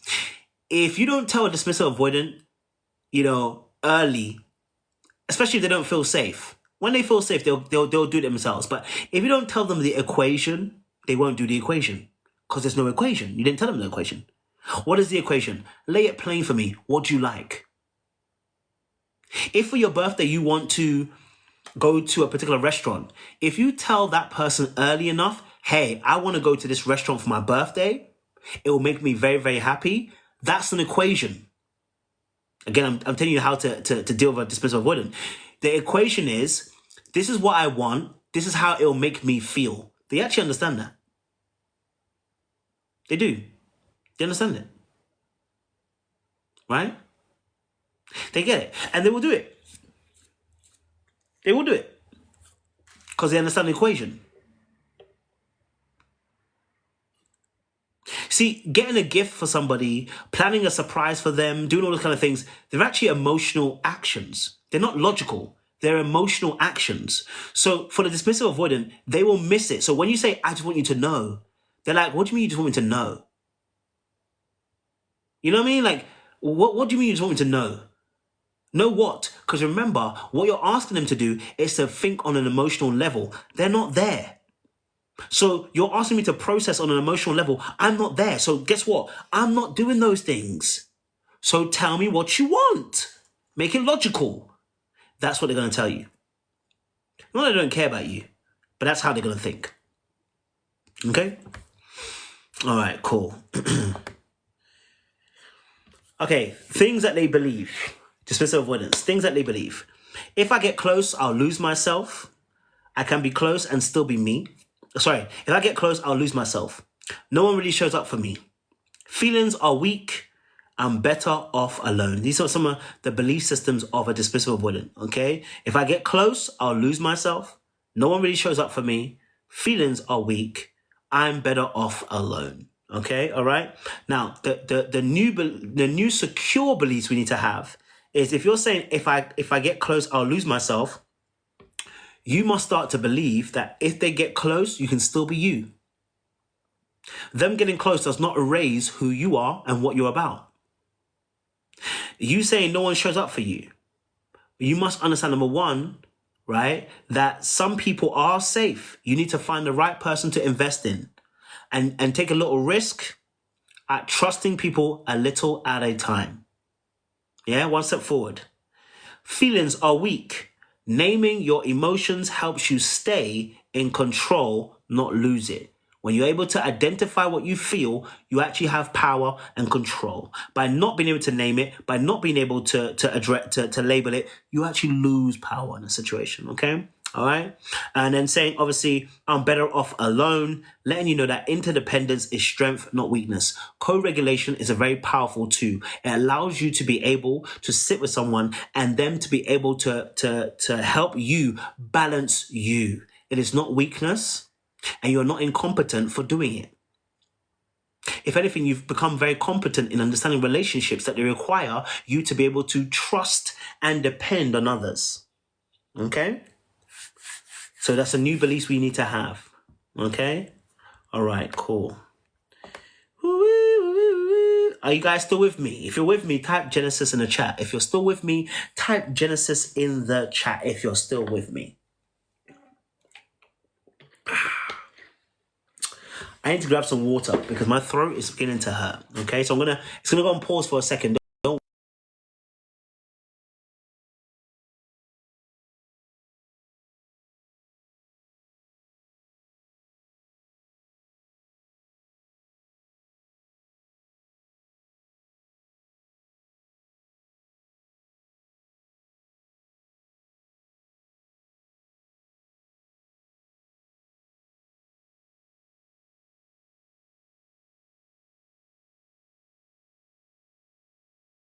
Because there's no other way but to trust and obey. Welcome back, guys. Okay, cool. Again, once more, want to let you guys know before I get into the next part, this is the next part, which is now dealing with those of you who want to be in a relationship with a dismissive avoidant. If you want to be in a relationship with a dismissive avoidant, if you are already in a relationship with a dismissive avoidant, then this section is for you. If you are in a relationship with a dismissive avoidant, then this section is for you. If you're dating somebody, married to somebody, this is the section for you. Okay, all right. So I've got some things for you today. Okay, we're gonna break 5 things down on how to work with somebody who is a dismissive avoidant. We ain't gonna leave you out here, leave you in a desert without no water, as somebody would say. Okay, we will not leave you in a desert without water. I am going to provide some solutions for you, 5 of them, how you can handle dating a dismissive avoidant person as well. I wanted to say this before I get anywhere. Listen, if you are here, shout out to you guys. If you're here and you're enjoying this live, please like the live, number 1. Number 2, if you are here and you are somebody who has an attachment issue or you got a dating dilemma and issue, I want you to understand I'm here to help coach you. Now, I won't be on this live, I can coach you, but reach out to me. You can send me a DM, send me an email, send me your email, and I'll send you details of how you can book in with myself as well on a one-to-one coaching. Okay, all right. So if you're somebody who needs help, you're like, you know what, this is making sense. This is talking about my life. This is talking about everything I've been through. Like, yo, I'm ready to. By the way, as well, I want people that are ready, because when you're ready, you're ready. You know what I'm saying too?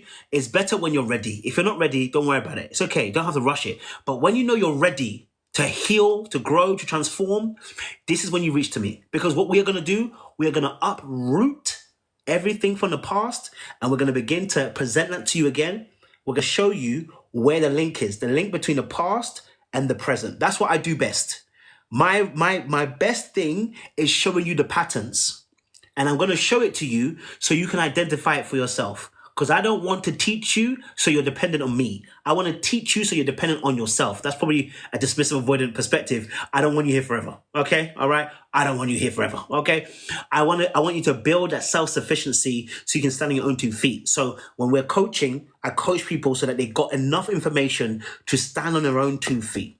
So if you're coaching with me one-to-one, you'll know that I give you journal prompts every week on the sessions. I give you a breakdown of the notes of the session where I annotate it, probably like 3 or 4 pages worth. And then I also give you attachment analysis as well of the notes. So I break it down. So I give you the attachment analysis. So when we talk to whatever we talked about in that session, I will give you the analysis, how that applies to your attachment as well. Okay. All right. So that's why the one-to-one sessions are quite expensive, because I give at least 8 or 9 pages of work after. And then I give you exercises. So then after that, I give you exercises, how to heal, how to start moving forward, what we spoke about, maybe exercises to do with inner child, developing a voice, boundaries, and it's sometimes if I haven't got a worksheet for it, we create a whole new worksheet. You know what I mean? Depending on what the issue is. Sometimes I have to birth new worksheets because of what we've spoken about. You know what I'm saying to you? Which is powerful. It's great. Okay.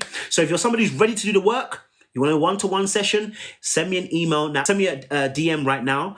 Send me an email. Send me a DM and then send me your email, and I'll send you how to book with myself as well. So you can send me a DM here and send your email to me. I'll get it, and I'll send you details of that one-to-one. Alternatively, we are also going to be launching a new version of coaching in May. I'm going to be doing a group coaching session that's going to be 5 weeks long. Yes, 5 weeks long. Every week will be a different topic. Will be about an hour and a half session. It'll be for a group of about 20 people, no more, because I can't do more than that. Around about 20 people.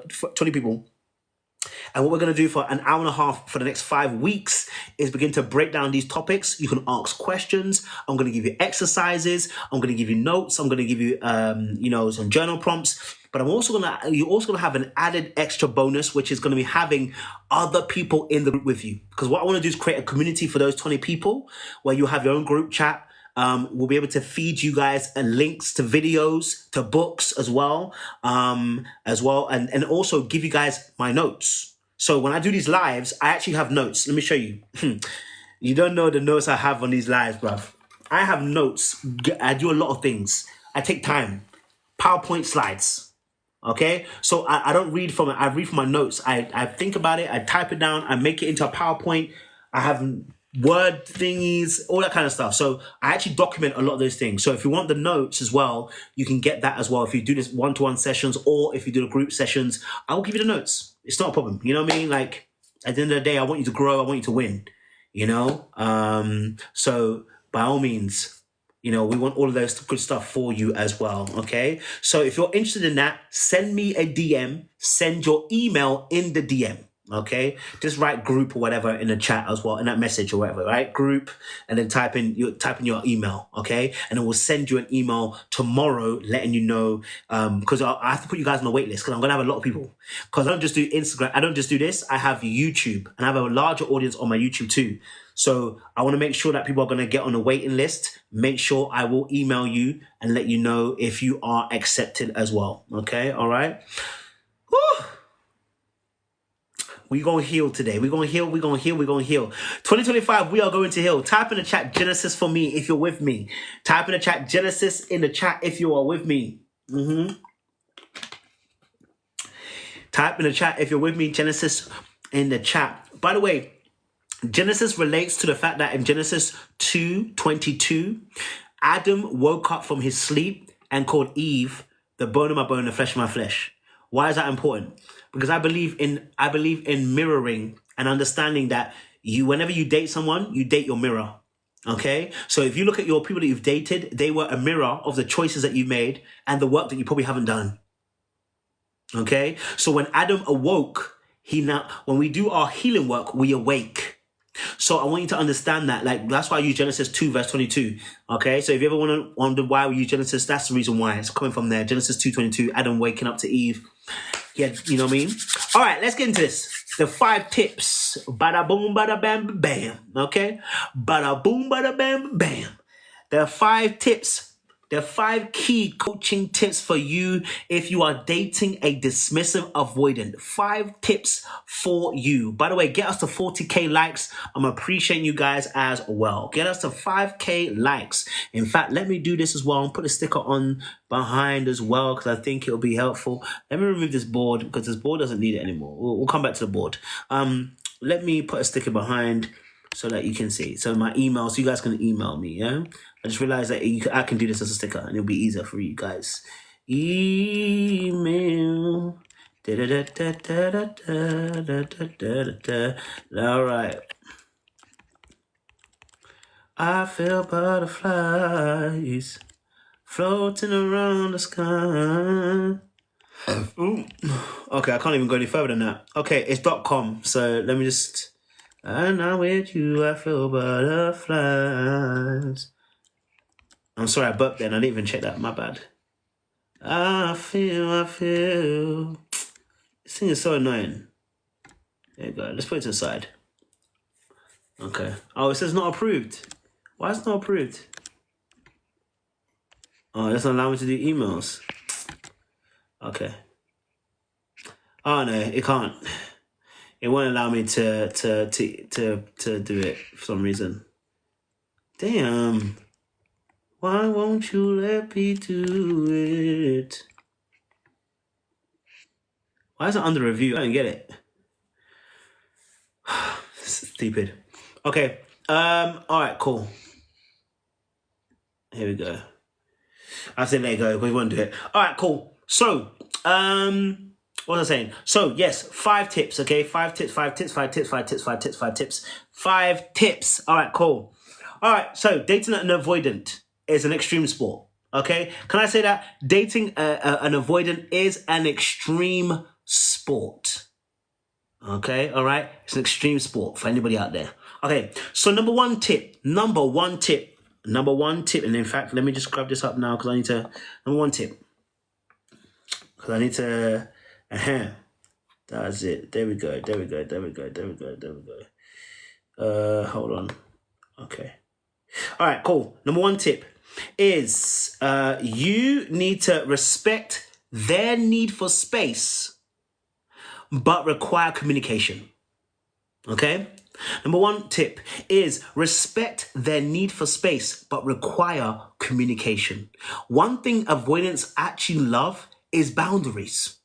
Why? Because they never were allowed to have boundaries themselves. So they really appreciate people who have boundaries. Why? Because they know they can't play you. So it's funny, the avoidants really love people with a boundary. It helps them be able to understand how far they can go and how far they can't go. They really love boundaries. So what they want from you is, yes, respect their need for space, but but require communication. The only way you can require communication is if you yourself understand boundaries. If you yourself is able to say, I have boundaries. So I can say, I'm okay with you taking space, but here's my limit. Here's what I need. Here's what I want. Why do they love people with boundaries? Because people with boundaries oftentimes let you know what they want from you. And so for the dismissive avoidant, the difficulty is dealing with people who don't let you know what they want from you. They're annoying. Why are you not letting me know what you want from me? Right? It always feels like you're going to manipulate me at any given time. So the dismissive avoidant person struggles with people who say, I don't know, I can't tell you. Why? Because it feels like you're going to manipulate me at any given point in time. You're going to emotionally try to manipulate me at any given time. So therefore, I trust people who tell me what they want, because then I can say yes or no. I can't get dragged into a situation and be trapped by your emotional ploy. But if you tell me you want me to be here at 8 p.m., you know what? I can be there at 8 p.m. Don't then not tell me, and then I get into an argument with you later on, or you say something to me how you feel because later on you didn't tell me that it was 8 p.m. I had to be there. Well, you should have known. How am I meant to know? You didn't tell me. Right? So what the dismissive avoidant wants is clear-cut communication, because why? Actions have consequences. So if you tell them that, you know what, I appreciate that you want to, so when you say something like, oh, okay, I want to give you space. Here's how you can say it. You can say this. I respect your need. I respect that you need time to think. Can you let me know when you'll check back in so I'm not left wondering? That's a good way to say it, right? Why is it a good way to say it? Because the very first thing that you said was what? I respect that you need time to think. You honored that they had a boundary. You honored that their space and their time is important. Yes, I'll say it again for you. So what you can say, according to this, when I say according to this, according to the point I've made about respect their need for time and space, but require communication, is this. I respect that you need time to think. Can you let me know when you'll check back in so I'm not left wondering? Now, here's my thing. I still think that's too open. Now, it's a great answer because what it does, it builds trust and predictability without forcing closeness. But I feel like this still causes issues. Here's why. Because I believe that you're not time boxing. And I believe that dismissive avoidants love a good time box. What's a time box? Letting people know how much time you need from them. So, because one thing that a dismissive avoidant fears is that you will take all their time. So, for instance, when a dismissive avoidant calls somebody, right, or they call a dismissive avoidant, the fear they have is you will talk for too long and they won't be able to tell you they need to go without offending you and hurting your feelings. But if you tell somebody and say, hey, look, I've got 15 minutes, can I talk to you? The dismissive avoidant feels better because at any time after 15 minutes, they can go because they know you're not going to get into your emotions. The fear of the dismissive avoidant is that you are going to get emotional and emotionally manipulate them with your emotions. And they're going to disappoint you. So what they're looking for is an out so they don't disappoint you. So if you time box it, it stops the disappointment. In that response I gave you, I respect that you need time to think. Can you let me know when you'll check back in so I'm not left wondering? It's good. I think it's a really good response. I just think that you leave yourself open to what happens after, which is that they take 3 days. You know what I mean? They take 3 days. Right? They take 3 days. What you gonna do then? I respect your need for space, you know. Just let me know when you check back in. Take another 2 weeks, 3 weeks. Why? And here's why. Because you gave them freedom without restriction. Ooh. You gave them freedom without restriction. You can't do that. You can't. There needs to be boundaries. So in that space, you can say, look, let's say what happened. Let's say, for instance, right? Let's say, for instance, you said, I respect that you need time to think. Can you let me know when you'll be back to check in so I'm not left wondering, right? You may say, let's say you said that first, right? And they take 2 weeks.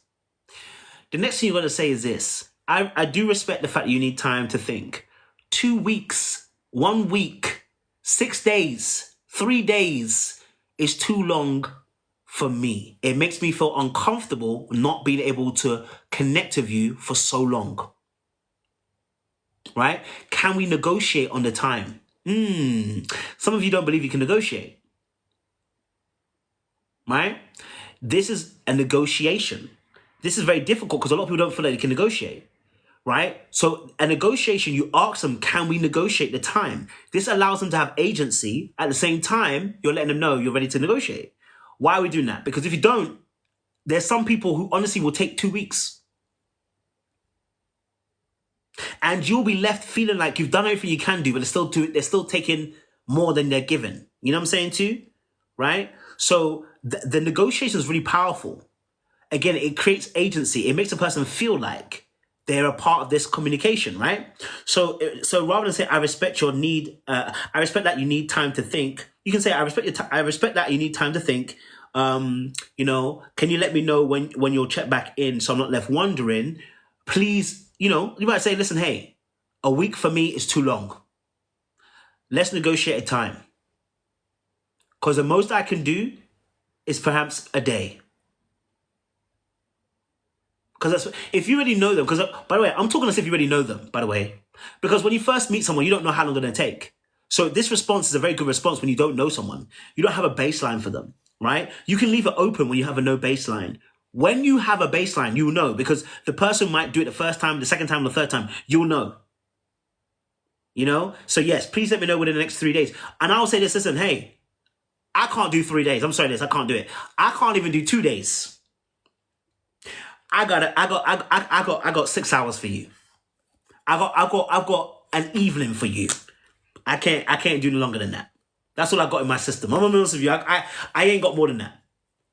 I ain't got more than that. Because any more than that, let me tell you this. Let me tell you this now. Any more than that, right, is way too long. And actually, I don't feel like you're actually. If you take 6 hours to process your emotions, you're not actually processing anything. Can I be honest with you? If I'm really honest with you, if you're taking 6 hours to process, this is my own personal opinion. By the way, this is not factual. This is not your theory-based one. This is my own opinion. My own opinion is if you take 6 hours and you need 6 hours to process what happened to you, you're not processing anything. You're not processing anything. You're actually not processing anything. You are numbing yourself, and that's completely different. You're numbing yourself. You know what I'm saying too? Now, that doesn't mean that I can take this out. If you need a night to be able to think about it, process it, go and sleep over it, fine. I can do that. You know what I'm saying too? I can actually do that. No problem. But the reality of the situation is, are you actually processing it? And see, and the longer you allow them to have that space, the more they're gonna delay the reaction, because they're used to delaying their feelings.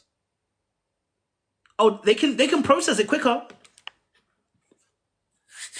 They can. There's just no demand on them to process it quicker. There's just no demand to process it quicker. Like, anybody who's a dismissive avoidant here knows, if they told you to process it in the next hour, you process it in the next hour. The reality is there's no demand on you to do it that way. And you're used to taking your time because no one can tell you what to do. Hence why when I'm saying this about the boundary, it's not about demanding, it's about letting them know where your boundaries are. Right? So he said, I can respect that you need time to think. Right? Let's take the evening off. Process what you need to process. Come back. Let's come back in the morning.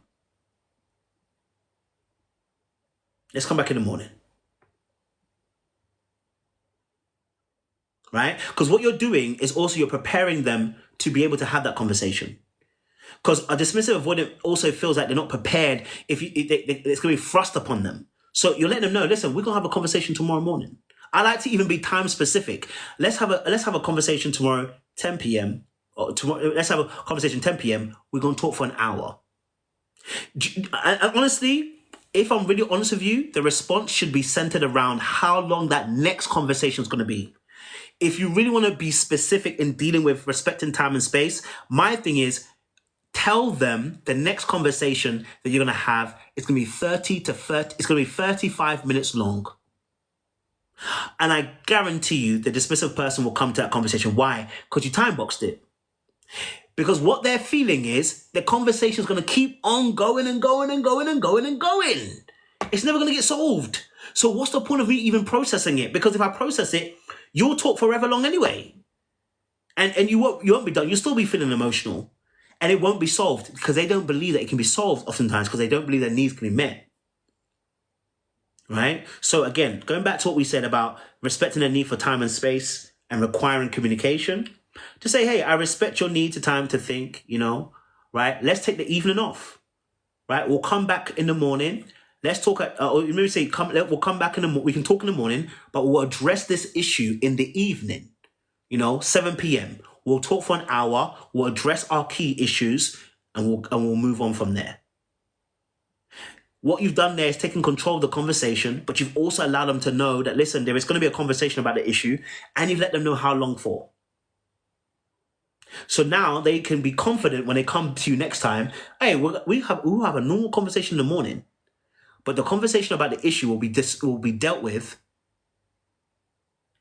in the evening. Gives them time to think, gives them time to process it, and also lets them know that in the evening we'll deal with this thing.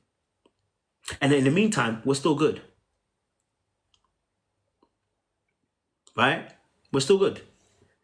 Now, why is this so difficult to do? Let me tell you why it's difficult to do. Because a lot of people feel like if I give them the space, I'm giving them too much space. Some people feel like, how do I know when I'm doing too much? If I'm ghosting, if they're stonewalling, if they're running away, how do I know when they're doing all of these things? Some people feel like, what about my needs for closeness? Because if I'm giving them all their needs, what about my needs for closeness? Some people are going to say, listen, aren't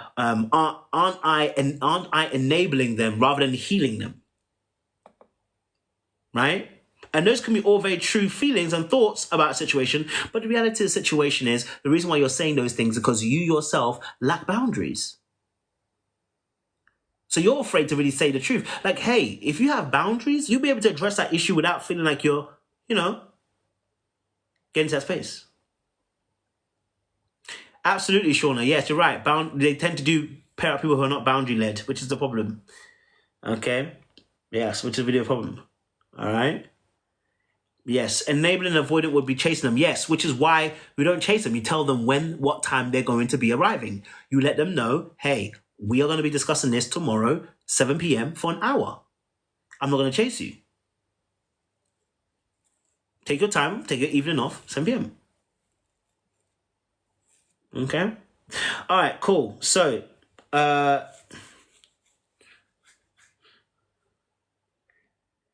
So here's some responses I've curated, okay? So remember I told you about negotiating, okay? Remember I told you about negotiating. One of the ways to negotiate could be, you can say something like this, all right? You can say something like this. I understand that you need time to reset when you're overwhelmed, and I want to respect that. It would help me feel grounded if we could agree on a check-in time, even a check-in time. I'll reach out tomorrow night. That way I can give you space and give you space you need and still feel safe in a relationship. I'll say it one more time. A way of negotiating. I understand that you need time to reset when you're overwhelmed, and I want to respect that. It would help me feel grounded if we could agree on a time to check in. I'll reach out tomorrow night. That way I can give you space you need and still feel safe in a relationship. So we can agree on a check-in time, right? So again, you're giving them agency to be a part of the solution. Yeah? If we could agree on a check-in time. So they got to think about it and go, okay, I got to think of a time. Okay, dude. We'll talk for an hour. That's it. Yeah? Beautiful. Because now they've got the freedom and space to do what they need to do. Okay? So why this works, it validates their need for space, it offers a negotiated boundary, okay? And it prevents anxiety from building up in the gap for you. Because what you're going to struggle with if you are not regulated yourself is that you're going to feel like the space is like they're abandoning you. And that's not the case. But in order to close that space so it doesn't feel like that, we let them know that this is also for you to feel grounded. So that we need to agree on a time for a check-in. Okay? All right. Another way of doing this, number 2. Let's say you want to discuss something emotional, but they shut down a lot. So if you've got somebody who shuts down a lot and deflects, like they don't want to talk about it right now, here's a way you can actually begin to say it, all right? Here's a way you want to say it, okay? There's a way to say it. So if you've got somebody who deflects, who shuts down, here's a way you can say it, okay? You can say this. I know deep talks can feel overwhelming and I don't want to pressure you, but this is something that matters to me and our relationship. Can we set a time later this week to talk about it when you have the mental space for it? Okay? So again, the focus here is on, can we set a time? That's important. Not just leaving it open and saying, come to me whenever. That's a different story. That's a different situation. This one here, you need to talk about something, but maybe you can't talk about it right now. So you're letting them know, listen, you understand that they're overwhelmed. You're not trying to pressure them, but you understand that the matters of the relationship are important to you. Can we set a time later this week to talk about it, right? And then have the mental space, when you have the mental space for it. Again, what we're doing is we're showing that we have concern for them. We honor the fact that they have those needs that they have, okay? But we're also letting them know there is no control on my end. You're still open to it. Now, my mistake was, when I was dealing with a fearful avoidant, was I was setting the time all the time. So I was telling them, listen, we are talking about this tomorrow, 7 p.m. Rather than saying, hey, when's going to be, let's set a time. What time works for you so we can have this conversation? I wasn't saying that. I was saying, look, we set a time now. 7 p.m., let's talk about this.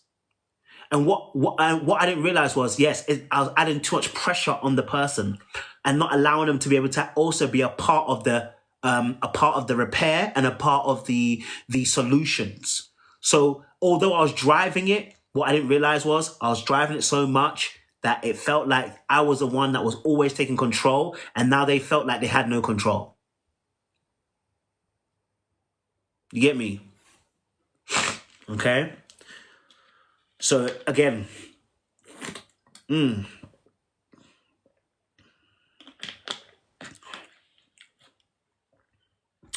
All right, a third example for this, and then we're going to move on to the next one. A third example for you guys to be able to state something. Here's an example. The context is they've pulled away after a conflict or closeness. So, you had a partner who pulled away after conflict or even closeness, and you want to reconnect without making them feel emotionally trapped. Okay? All right? So a good way of saying this, okay? A good way of saying this is, when you take space, I sometimes feel unsure if we're still connected. I'm not asking you to talk before you're ready. Just a small check-in helps me feel close to you. Could we agree on a reconnect moment after space is taken, even if it's brief? Now, I'm going to read it again in a second, but I want you to pay attention to all the way that they're being sounded. All the three examples are questions. You're still able to state what you want, but you're doing it in a way that offers a question so that they can reply to the offer. You're offering something, but it's a question. Okay? So I'll read it again. When you take space, I sometimes, you see how you're owning things? You need to own your own emotions as well, right? This is very important, and not put it onto them. Okay? Yes, questions over statements. Statements end up being a judgment. So remember, you are also involving yourself. You're talking about how you feel and not putting it onto them. So when you take space, this is behavior. You're explaining the behavior. Actually, this goes back to and I'll break it down in a second to you in a second. When you take space, I sometimes feel unsure if we're still connected. I'm not asking you to talk before you're ready. Just a small check-in helps me feel close to you. This is really important. That just a small check-in helps who? Not them, you. You see, when you got boundaries and you're able to be assertive. Hold on. You know, some people just need to be blocked quickly. You get me? Because they're not serious candidates and that. Because boom, there we go, done. So yeah, okay. Cool. Yeah. Okay, so all right. So again, I'm gonna read it again and then break it down. Sorry, I just got confused. So when you take space, I sometimes feel unsure if we are still connected. I'm not asking you to talk before you're ready. Just a small check-in helps me feel close to you. Could we agree on a reconnect moment after space is taken, even if it's brief? Right? So what are you doing? You saying, when you take space, you're explaining the behavior. You're explaining how their behavior affects you. Right? And then you're letting them know that, you're not trying to force them into anything, but you do want to reconnect because this is how it makes you feel. Right? So if you were to reconnect, this is how it will make me feel. And then you say, could we agree on a reconnect moment after space is taken? It's a question. Could we agree? It's an offer, but it's a question. Could we agree on reconnecting on a reconnect moment after space is taken, even if it's brief? You're not shaming them for taking space, which is a key thing here. And I've made mistakes like this. When you shame somebody, what you're saying is you're now judging them, right? And it's very hard not to go into that space of judging somebody because you feel hurt and you feel vindicated with your pain that you feel. And when you are more balanced, you stay in a place of inquiry over judgment, right? The longer you stay in an inquiry, the more balanced you'll be. But if you always run to judgment, you're less balanced. Now, okay, so again, why does it work? It doesn't shame them for taking space. Okay? Doesn't shame them for taking space. Hold on. Why is that happening? Sorry. It's approve. I don't know why that's doing that. Hold on. Sorry about that. Okay. Doesn't shame them for taking space. Okay? All right? And it normalizes mutual compromise and repair. Okay? All right? And invites reconnection without control. Okay? So that's really important. Okay, next one. The next point, number 2. Boy, we're going deep in it. We're going deep tonight, brother. By the way, this live will be back up, will be on my YouTube channel LBB 91 coaching. So if you do want to watch it back, it will be uploaded tomorrow on my LBB 91 coaching YouTube channel as well. So you can watch it back on there as well. Okay. All right, cool. Next point is number 2. Number 2 is if you're dating a dismissive avoidant, and advice is, as somebody already said it in the chat, do not chase. Invite connection. I've made this mistake before. Do not chase. Invite connection. What does that look like? Well, first and foremost, don't say, why won't you just talk to me? Why have you ghosted? Why have you just disappeared?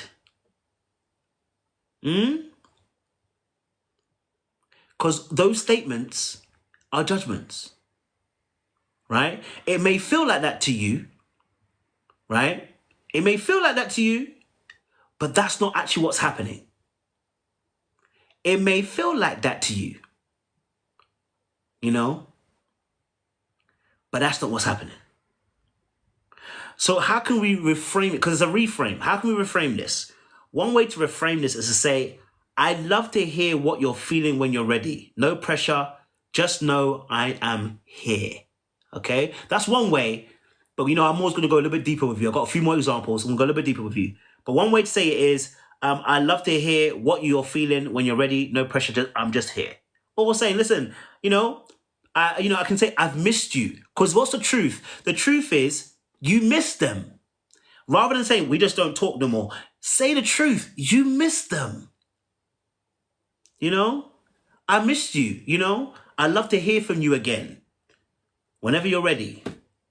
Now that's one way. Like I always say, I don't like the openness of it, because I always feel like that openness leaves you to being replied to in 4 weeks' time. Because I'm gonna be honest with you, I'll reply to you in 4 weeks' time. I mean, they may lie to you, I won't lie to you. You'll get replied to in 4 weeks' time. As much as they feel safe, I'll reply to you in 4 weeks' time. Yeah. I'll reply to you in 2 weeks' time, in a week's time. I have bad habits. So that might work, okay? In that respect, okay? All right? So again, this is good because it calms their fear of being cornered, trapped, while open a door for emotional process. But let me give you some other examples to help you with that as well, okay? All right? So another way of doing that, Another way of doing that. Oh, did I not write down my notes? Damn. I don't think I wrote down my notes. Damn. Hold on. Okay, I have them here. I was like, blood, I'm sure I wrote down. Another way. So let's say, you might say something like, you always disappear when things get real.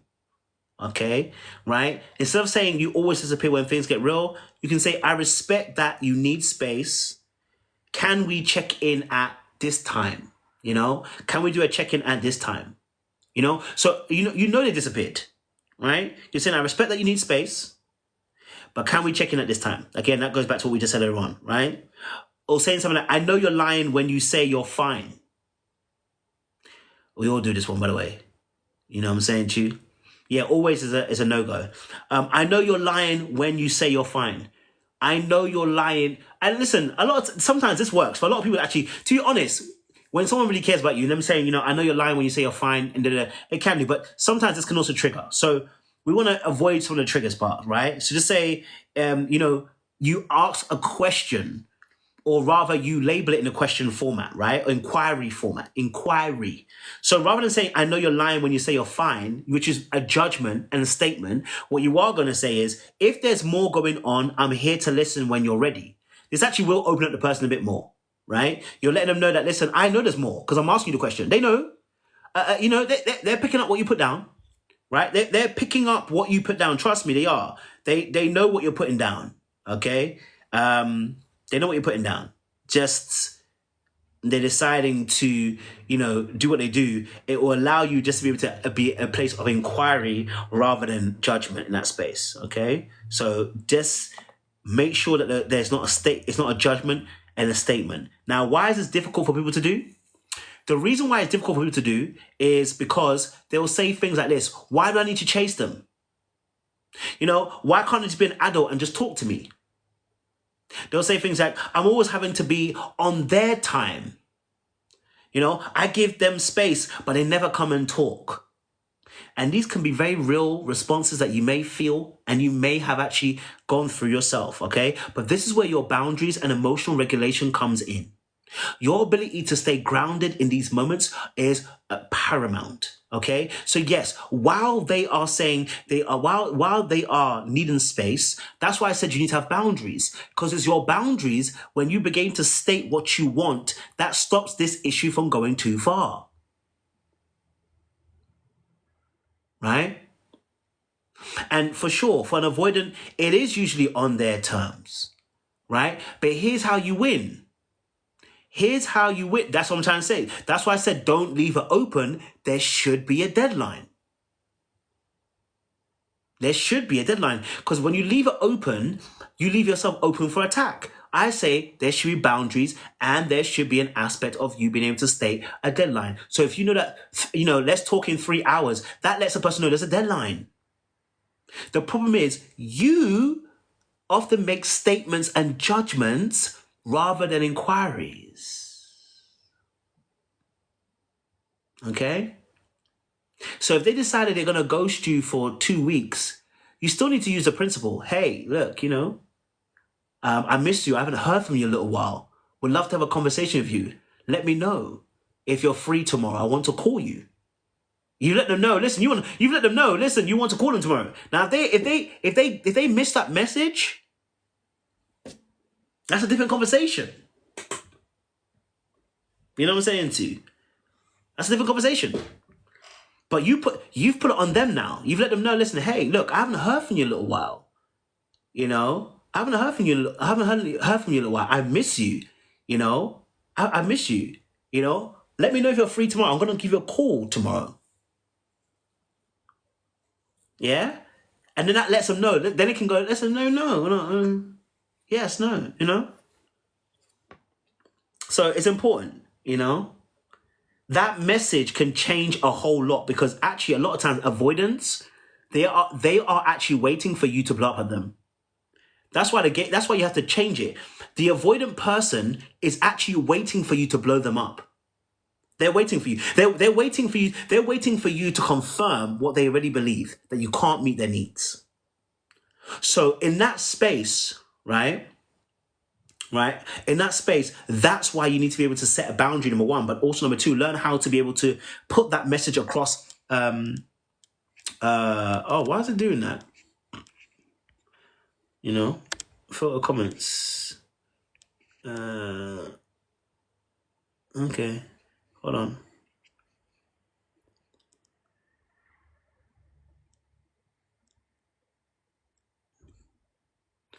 I don't know why it's doing that. Okay, cool. Yeah. Okay. So number two. All right. Number three. Okay. Dating a dismissive avoidant. Number three. Praise vulnerability in real time. This is massive. Praise vulnerability in real time. This is where you're going to pick up the most points, guys. Pay attention to this one. I promise you're going to get points on this one. You're going to get points on this one. This is where you're going to pick up some major points in this one, okay? Praise vulnerability in real time. Okay? What does this mean? It means this. When they decide to open up in any capacity, praise them for it. There's a praise on the inside that I can't keep to myself. Holla if you listen from the depths of my soul. Excuse me, miss, if I seem a little giddy, maybe even a little strange. Pray.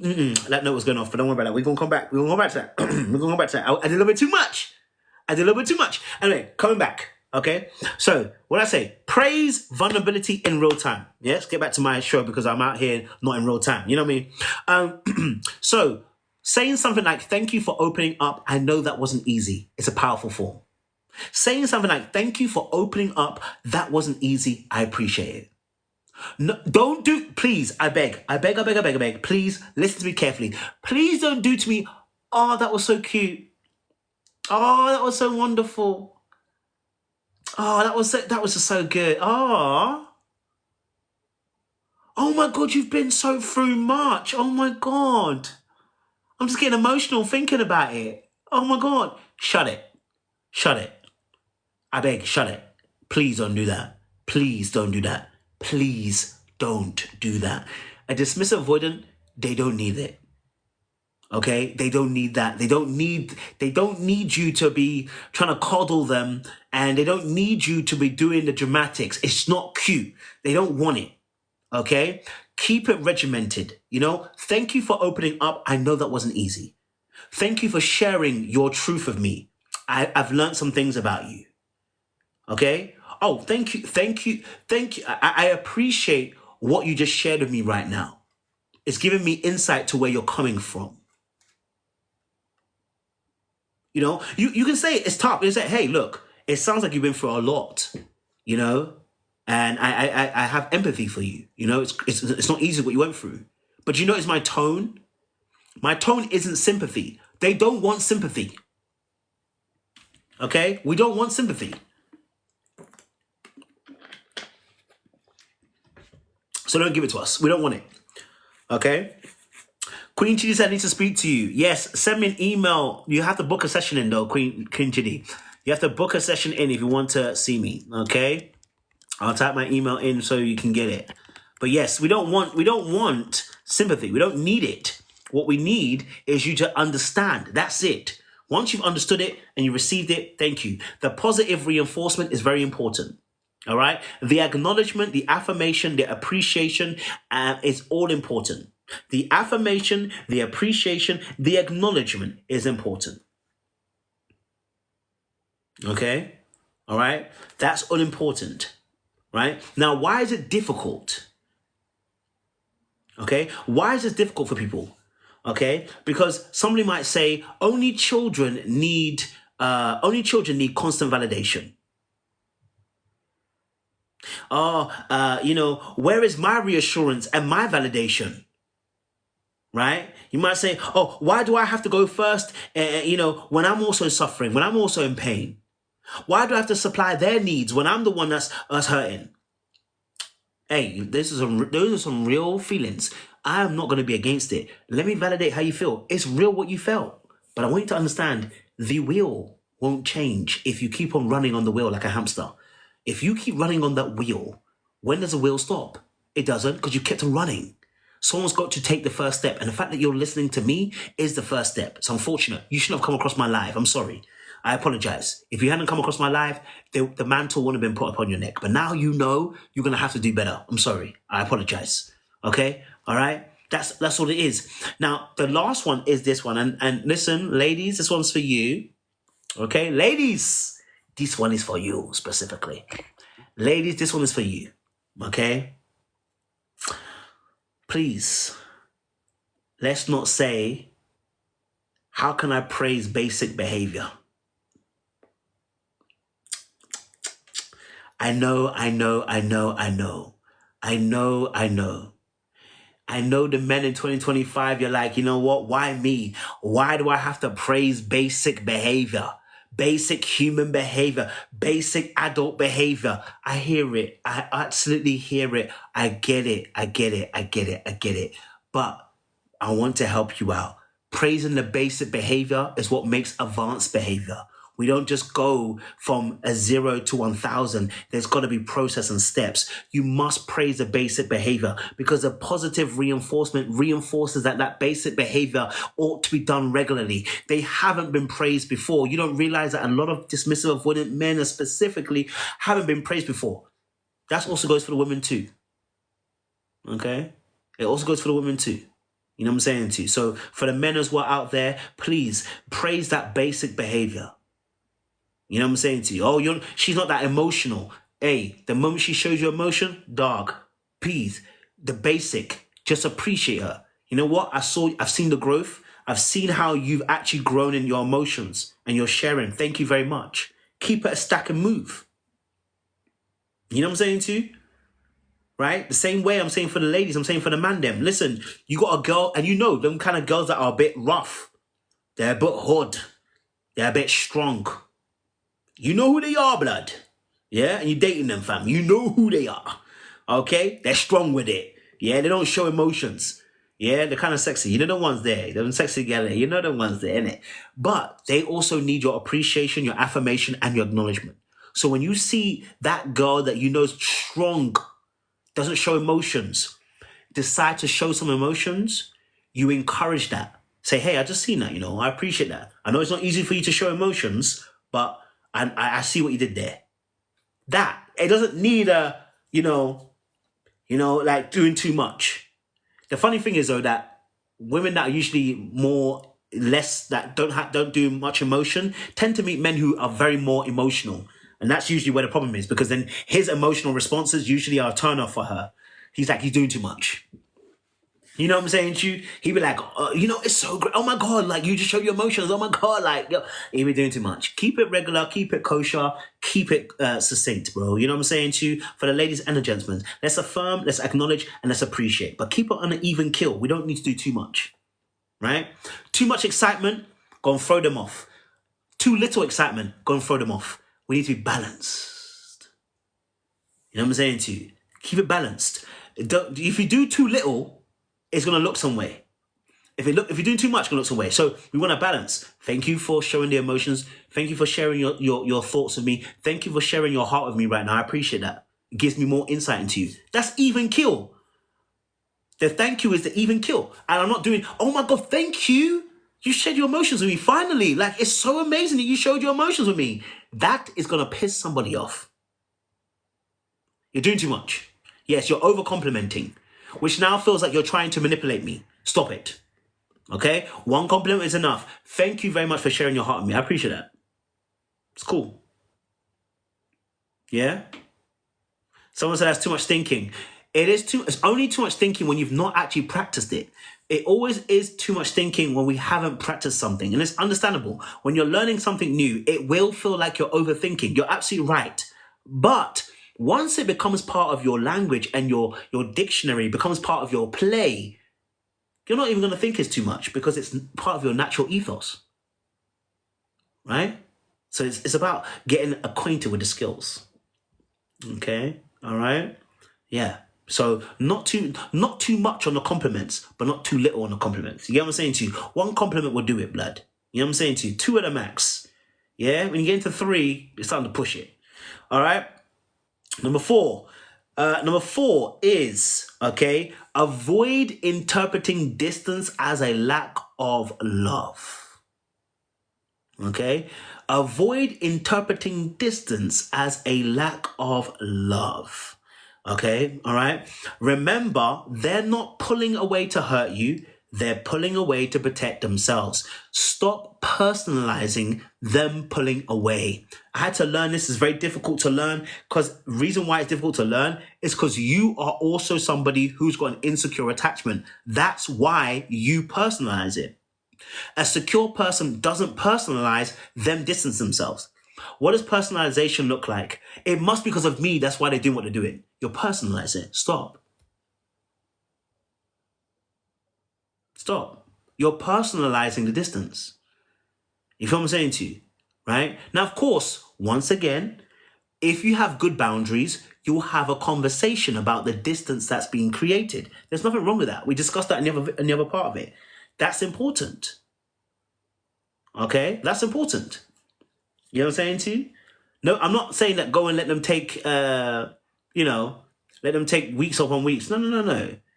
Okay? But it's important to address it. When you are secure, you're able to address the issue and able to let them know that this is not for you, but you also understand that they need time and space for themselves, but you need to be able to connect with the person. So you're able to let them know what you want versus also whilst at the same time letting them know that they are able to take space. So communicate your feelings without blame. When you go quiet, it's hard for me. I just love to stay connected, even if it's just a small check-in. right? When you go quiet, it's hard for me. That's the truth. I love to stay connected, even if it's just a small check-in. These responses, the reason why it's powerful is because if you don't know how to do them, you're going to have to take time before you respond. That's what the Bible says, be slow to speak. Because some of you are too fast to speak, including myself. And why are you too fast to speak? Because you're panicking and you have separation anxiety. And because you start reading into what they're doing and you immediately want to get at them.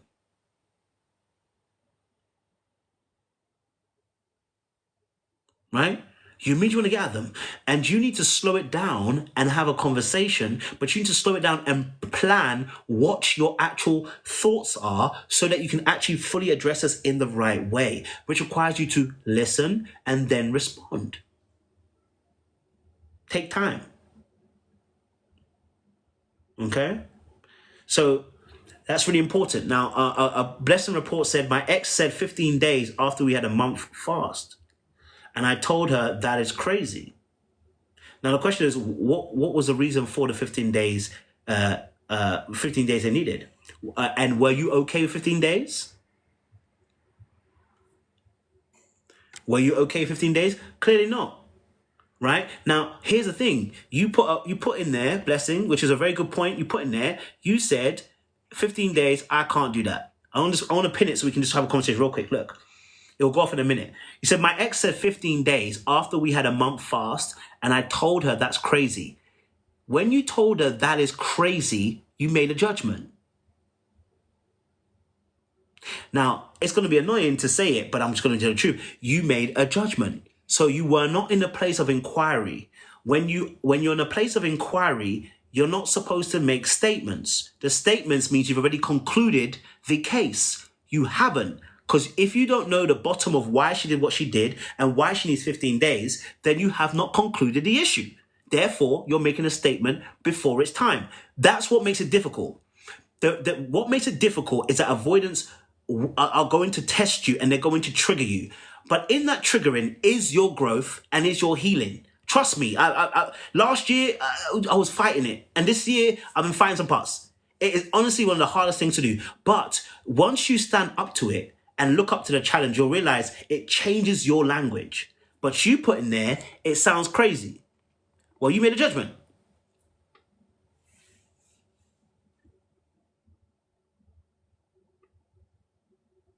Just as an example, okay? So again, why is this difficult to avoid interpreting distance as a lack of love? By the way, I think 15 days is crazy too. I'm just not going to tell you that.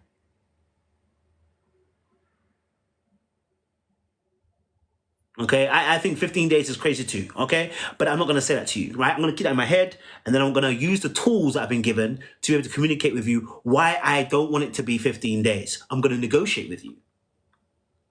And sometimes I've got to take my time and craft the message. And when I'm taking my time, I'm forced to think about things in a way that are going to bring a better result for the conversation I want. I can want the result to be right, or I can want the result to be understood. Why is this difficult? Because only children, someone might say, only children need this amount of validation, if they're taking this amount of distance, then they're trying to play me, and if I was to take that time, they wouldn't allow me to take that time, if I did the same thing, they're going to feel some type of way.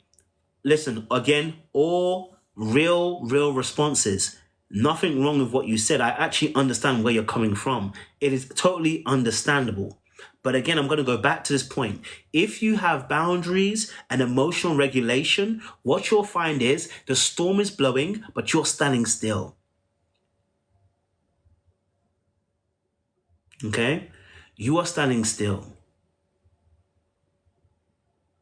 You know what I mean? You are standing still. And so here's a powerful thing, right? You're right. Some secure people wouldn't stay at all, and that's understandable. Some secure people would. That's how some people have become secure themselves, right? So let's say, for instance, Lily Tan gave a great example, right? Lily Tan gave a great example. She put here, sometimes we also pull away to test if you really want us. If you really want us, not gonna lie. Now she's right. Some people do. So guess what you do? You don't cave in. You see, the power is not in you saying it can never be me. The power is in you being able to stand still and be able to dictate what's happening right now. How do I dictate that? I dictate that by saying to you, listen, hey, I really appreciate you. I really appreciate that you need some time alone. But I would really appreciate, but I don't feel comfortable and I don't feel safe when we are having 15 days apart, right? When we're having 15 days apart, because it makes me feel like, it makes me feel disconnected in this relationship. You know, I would really like for us to reconnect this time this week, right? Even if it's brief, as we said before. And then you let them know. As you said that, it's now in their court. If they now decide they're going to ignore you through that place, we have another conversation. I call it escalation. You escalate the conversation. I'm not going to falter. You see, the whole point is I'm not going to falter. If I falter, it's when I start getting angry and start trying to lambaste you. That's when you win. And I won't even say that's when you win. I say that's when this particular aspect has taken a hold of me.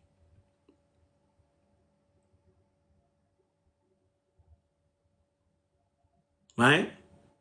I don't think anybody should be testing anybody. And trust me, I know. Listen, if you date a fearful avoidant, that's a real test right there. They'll test you in all types of ways. But the point of the matter is, you don't have to give in. Do you know what I'm saying to you? The fact is, once you stay regulated, you'll see them for what they are. This is what I'm trying to say to you. So the only choice is to be regulated and is to have boundaries.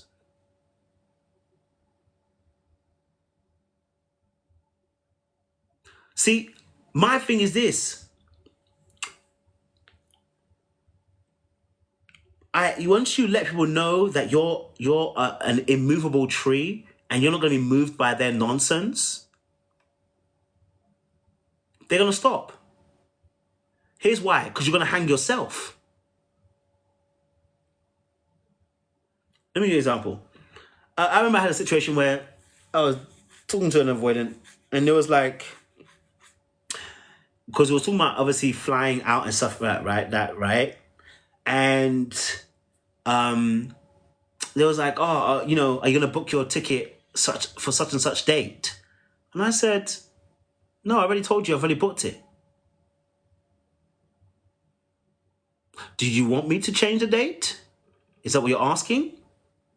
No, I just want to see if you'll change. Well, then I'm staying where I am. Right? Like, you know what I'm saying to you? Like, at the end of the day, people are going to test you, but it's your confidence. Because we see the test is meant to knock your confidence to see. So don't let the test knock your confidence. How was it dealing with a woman avoidant? Yeah, I dealt with a fearful avoidant. So that was interesting. Because it's a very unique situation. I will say that. I think I failed a few tests. I definitely did. And there's some other ones where I know I definitely passed it. When I say passed, what I mean by that is I held my ground. I knew how to move, but I still missed some of the aspects because of the way that I had my own issues. See, when you start taking accountability for where you show up, you stop looking at the other person. Look, she could have done whatever she wanted to do, but how was I responding? That's how I look at it, because I can only ever hold myself accountable. And so when I miss certain things, I was like, now why did I miss that? Why did I do that? Why did I respond that way? Right?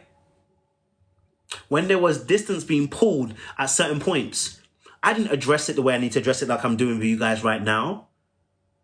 You know what I'm saying to you? I didn't address it that way. I addressed it in a different way. I addressed it with my old school avoidance self, right? Which is, you're not going to do that to me. Oh, you want to take space? Take all the space you need. I'm going to show you what space looks like. Yeah. No. You want to see what space looks like? I promise you, my space is outer space. You ain't going to win. And that leads to destruction of a relationship. If we're both going to be on a hamster wheel, trying to spin the wheel's going to keep on spinning. No one's going to get off. Someone has to take charge and say, I'm not going to mirror you and do exactly what you did.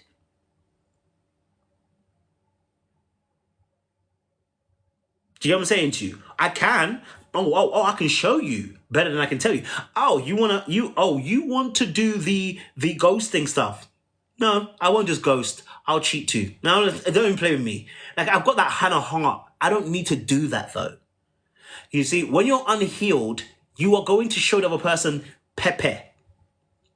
And whenever you're trying to show someone pepe, it's because your ego is in it, not because you're healthy. It's because your ego is in it, and you're afraid if you don't show them pepe, they will take advantage of you. Here's the real truth. The person who's able to control their emotions and regulate themselves and have boundaries is the one that will never be shown pepe. You can't show pepe to me. Do you get what I'm saying to you? And let me give you an example of this. And I did a series on this on my YouTube channel. I had a situation where I spoke to a young lady. And when we first interacted, okay, I told her straight, listen, hey, look, can't lie to you. Very beautiful girl. But I said, listen, look, I'm a person, I like intellectual conversations. I'm a deep person.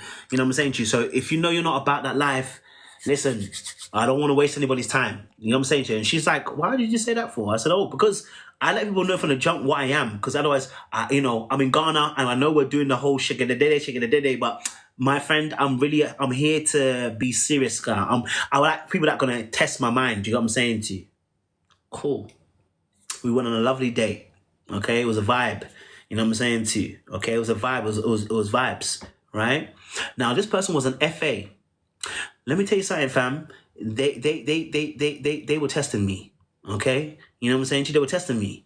And I had a choice to make at the end of this situation. I'll explain what happened. So we went on a lovely date. We had a brunch. Beautiful. Chef's kiss. You know, I did what I did. We had a vibe. She was the one that made the sexual joke. I didn't make it.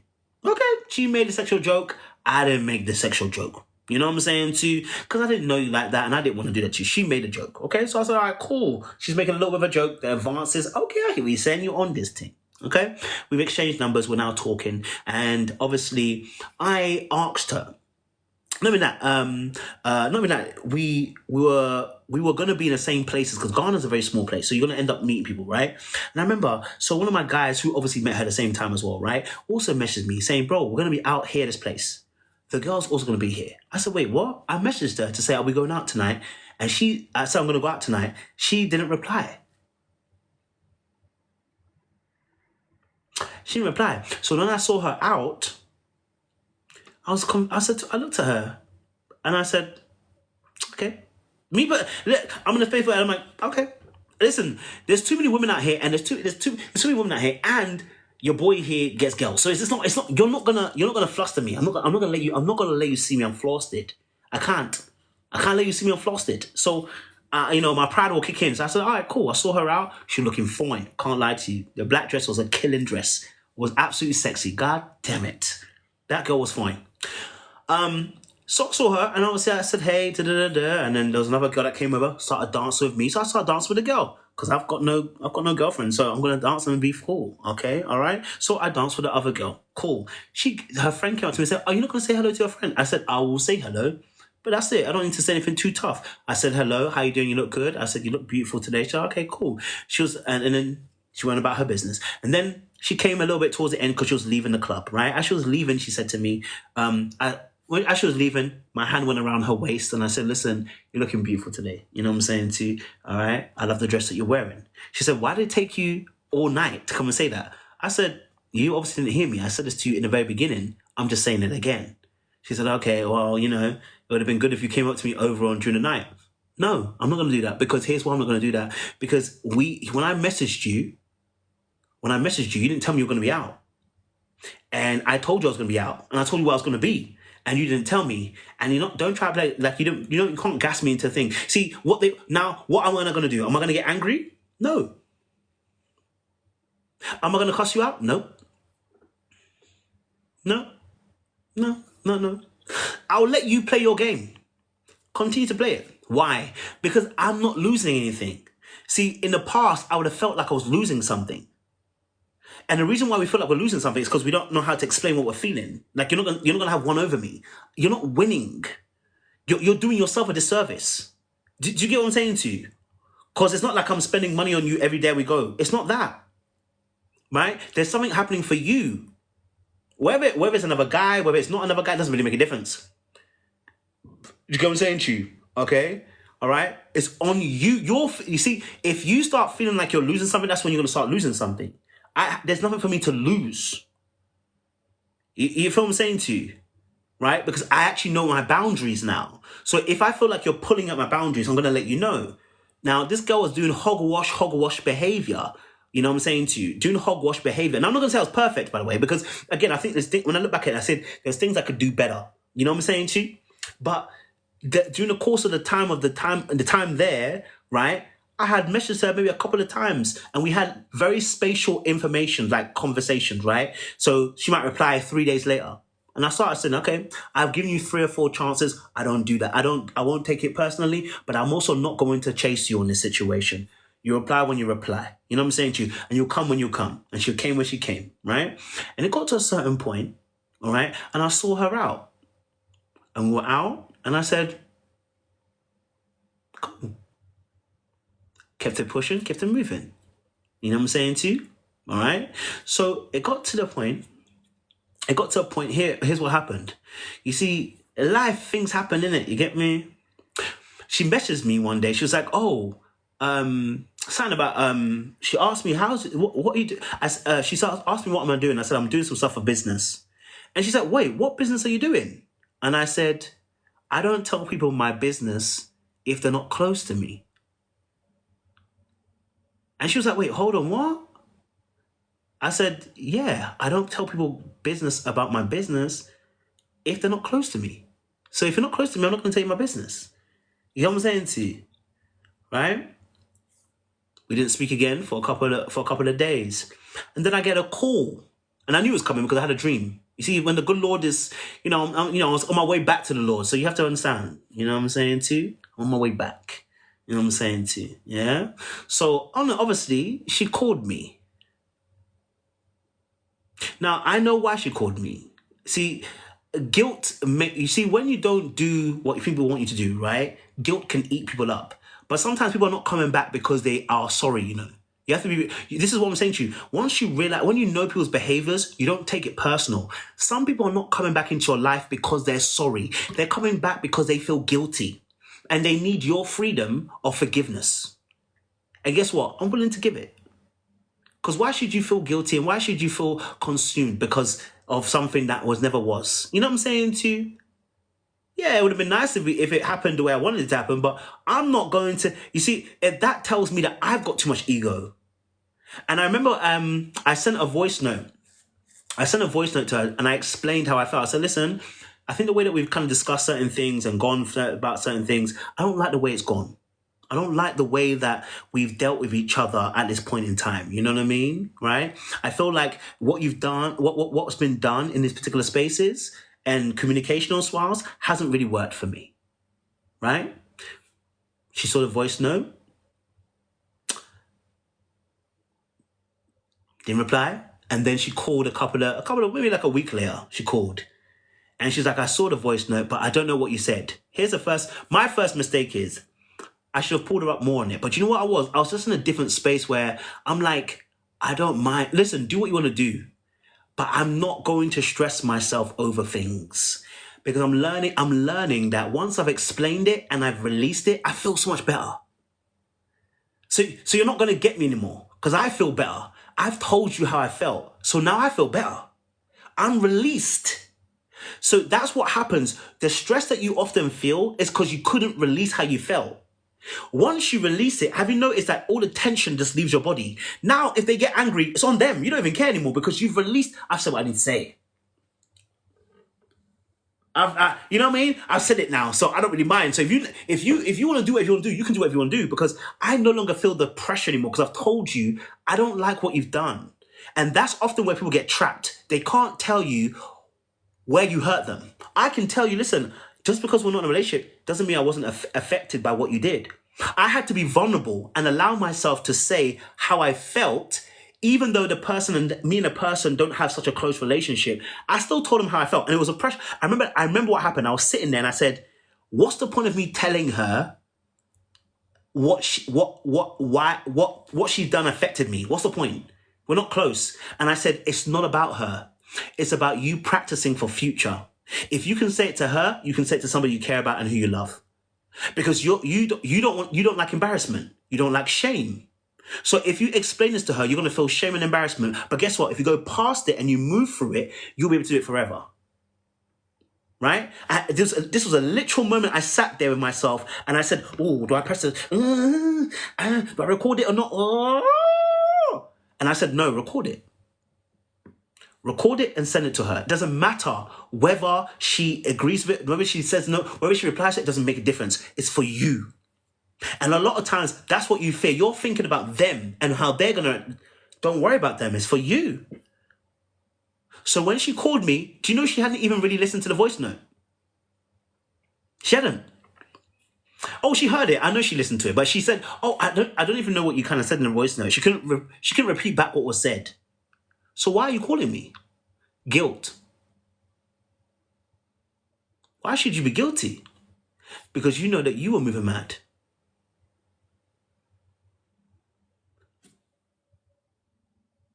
Because she lacks the ability to be able to express herself. So when she called, and I'm saying this for a reason, because this is what happens a lot of times for us. And when you get to a more mature state, you realize you feel bad for them. It's no longer, oh my God, you're trying to hurt me. I now start feeling bad for you. I'm thinking, oh, you really got it bad. You can't even explain yourself. Right? So in that space when we had the conversation, she didn't even know what was in the voice note properly. And then we started talking about it. And then I told her, listen, I said to her, I want to be very honest with you. Okay? The brunch, because at the brunch, what happened was at the very first date that we had, she was unaccountable. And I didn't say it all the way. I just looked at her and I said, this is kind of strange. We ordered something and she didn't say specifically what she actually wanted. She wanted me to read her mind. I couldn't believe this. I'll grow an age. She wanted me to read her mind. I didn't read her mind. If you don't tell me you don't want something, I'm not going to bypass your boundaries. If I don't know you like that, I'm not going to bypass your boundaries. If you say you don't want something, I'm going to say, cool. But you're still playing the game of, you should have gone and done it, even though I haven't said it.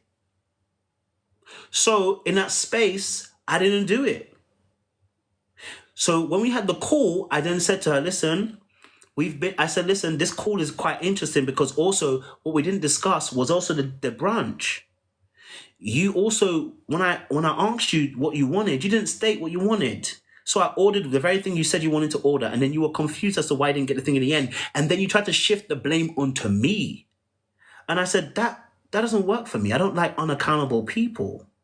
We don't have to be unaccountable. I said, listen, I'm always open. And we explained all of this kind of stuff. We explained what happened, why we weren't talking. She thought because I was trying to be sexual. And I said, hold on a minute. No. Let's not forget who made the first joke. I didn't make the first joke. You made the first joke. And I simply replied, right? You didn't tell me that this was an issue because you made a joke. I didn't make a joke. You made it. But now you're putting it on to me, saying that I wanted sex. And I said, how? You made a joke. I didn't make it. And this is where you start realizing people are suffering. At that point, I said, oh, no. I took my foot off. I said, oh, no, you're suffering. Because if you have to keep projecting and keep shifting it and keep shifting the accountability, that's going to be an issue. Now, I'm not saying this to out the person. That's not it. It's to simply explain that I realized in that moment what this looks like, how I looked like for years. Right? And why I can see her in a different ways because I'm more emotionally mature than I used to be. And because I'm in that place, I'm now reading you differently. In the past, I'd have been like, F you and F what you stand on because you need to get the frick out of it because you're out here playing games. Get the frick out of it. But then I realized, no, I need not. So she asked me a question. And look, you see me, yeah? I'm going to do it because, like I said, this was all about my practice that I believe that God gave me an opportunity to practice something. You know, the young lady said to me, hey, look, I don't know about you, but, I would like to stay, would you still consider being my friend? I said, listen, no beef. If you want to be friends, it's cool. I can still be friends with you. Yeah, no problem at all. But I said to her, listen, hey, but I'm a person that likes consistency. So if you know you can't be consistent, it's okay. We don't have to be friends. It doesn't have to be. I've forgiven. It's not a beef. No one's angry at you. Don't even worry. She said, no, that's cool, it's cool. I said, okay, cool. I said, okay, well, I'll give you a call at the end of the week. I'll give you a call on Thursday because also she was at the time, LA was on fire. So she was in that area, okay, as well. I don't want to make it any specific because, you know what I'm saying? She was in a particular area, okay? And so I was actually concerned because actually the fires that were going on. So I said, I'll give her a call.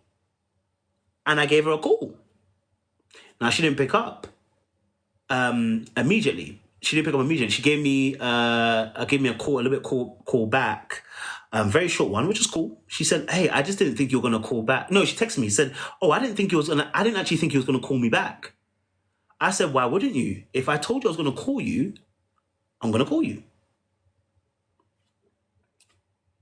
Yeah. And then what happened after? She wasn't consistent. So I left it alone and I moved on. Why? Now, what did I lose? Nothing. I actually gained. I gained insight into how now, when you have boundaries, you don't lose because you're not trying to chase something. You let people know what you're willing to be okay with. If she decides now she wants to come back, I can now let her know, listen, it's not for me because you're not able to handle the consistency. And that's okay.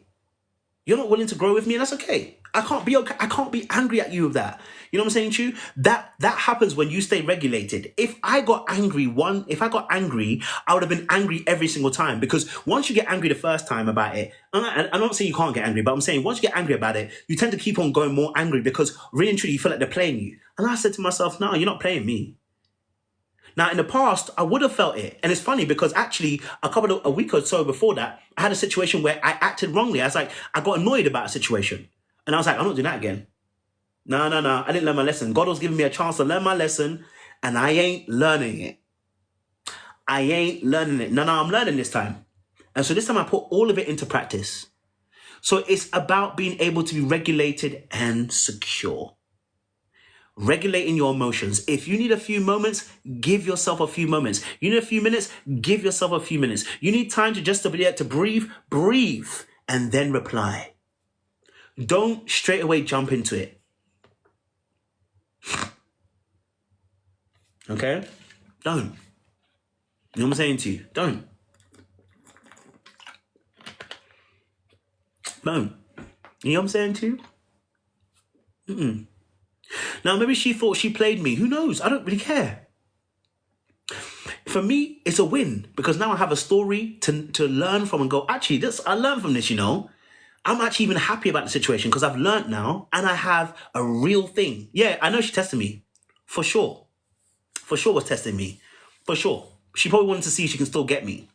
But she doesn't realize I'm actually even happy about it because I've learned from it. And so when I've learned from it, I feel infused about it. I'm very happy about it. I know it sounds kind of crazy, but I like situations where I can learn and I can look back on it and go, oh, that was a learning moment. I really have a real lesson to learn from. Now I know. You know what I mean? Next time I'll be even more quicker. You know what I mean? Next time I can be more quicker on how I put my boundaries across. You know what I mean? So, yeah. Okay, 5th point, last one. Okay, all right. 5th point, last one. All right. But saying that, this is not maybe okay. I have one of my good friends. Shout out to her, Ashley. She's always here. I got love for her, man. When me and Ashley started first talking, we had a massive argument first ever. She's also FA. We had a massive argument the first time ever. Right? The first time we had that conversation, we went on the phone and we got into an argument and the argument blew up and she put the phone down on me. And I said, what the? I said, I don't do putting phones down. So I called her and I said, Ashley, what's going on? Explain to me what was going on that you decided to put the phone down. I want to understand where you're coming from. That conversation saved our relationship from there onwards. Do you see what I'm saying to you? That conversation, from then onwards, we became best friends after that. You know what I'm saying to you? We're now good friends. It's been a couple of years, right? And the reason being is because in that space, I was able to, one of those rare moments, and that was a couple of years ago. I wasn't as great then, but there was a rare moment where I was like, no, let me understand where she's coming from, because this doesn't make sense. I need to understand where she's coming from. And because she was also open to it, she also received me inquiring about what was happening. And rather than saying, oh, you're bad, Ashley, I just said to her, look, I don't understand what's going on. Help me understand. Right? I just want to be able to understand what happened here. What did I miss? And then she explained herself. And it was probably one of the best conversations I've ever had in my entire life. Because again, the understanding that was birthed from that conversation, I was like, oh, okay, I didn't get it. I didn't realize that was happening for you. I really didn't. Right? These are these moments where if you can stay regulated, I can promise you the situation changes. It might feel like you're being taken advantage of, but they're not taking advantage of you. It's the way you're looking at it. You're looking at power in the wrong way. Okay? You're looking at power in the wrong way. Stop looking at power as in you get to have the final say, whatever. Listen, power is not that. It is the ability to influence. By you standing still and being regulated and being strong, you're going to realize that you're going to see a different person that interacts with you. Okay? Yeah. When you have boundaries, it lets them know that the power lies with you, not with them. You know what I mean? Number 5, which is actually going to what we're talking about. Modeling emotional safety consistently. Modeling emotional safety consistently. Be an example of someone who can regulate their emotions, communicate calmly, and handle conflict without blame. Okay? Be an example of someone who can regulate emotions, communicate calmly, handle conflict without blame. This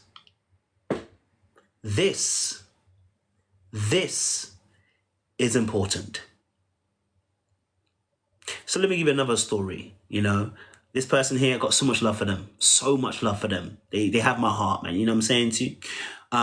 We had a situation where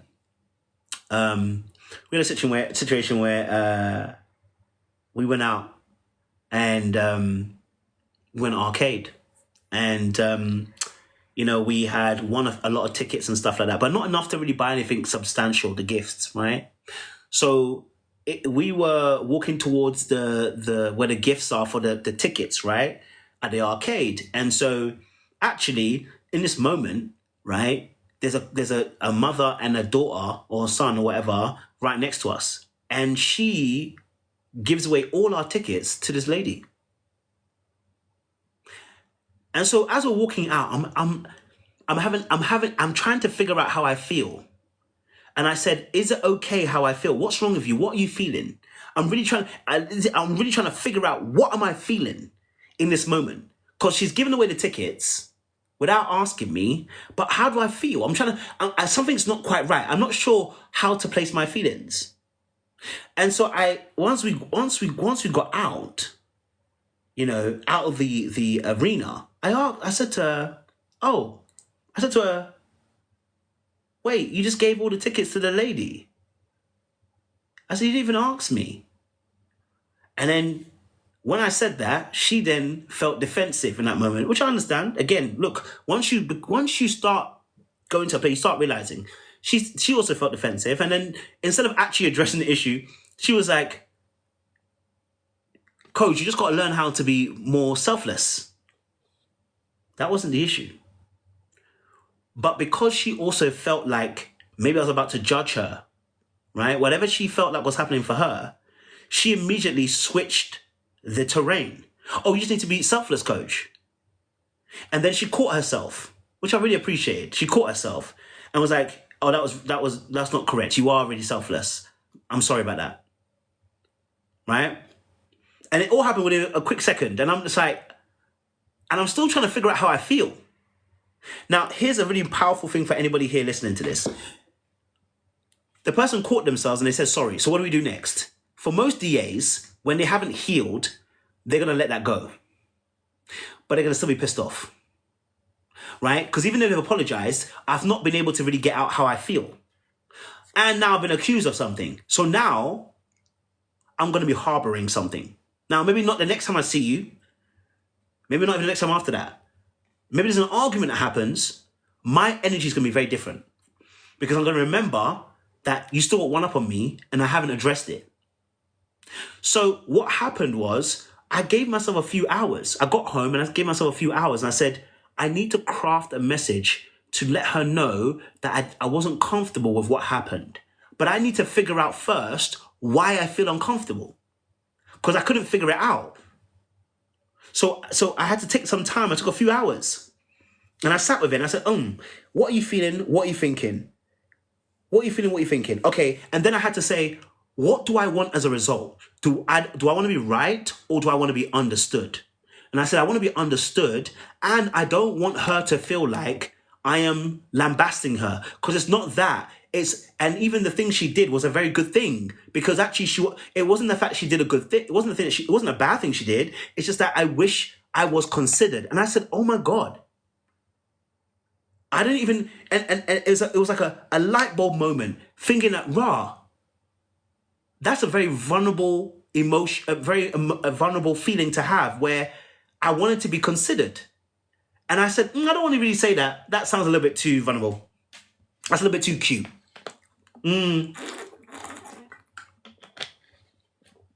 That's a little bit too cute for me. You know, I mean, saying that is too vulnerable. I need another, and I'm trying to find a defense mechanism for it because it feels too vulnerable to say I felt like I wasn't considered in that moment. That's not gangster. That's not GANGSTA. You telling them personally you didn't consider me when you gave away the tickets. What's that about?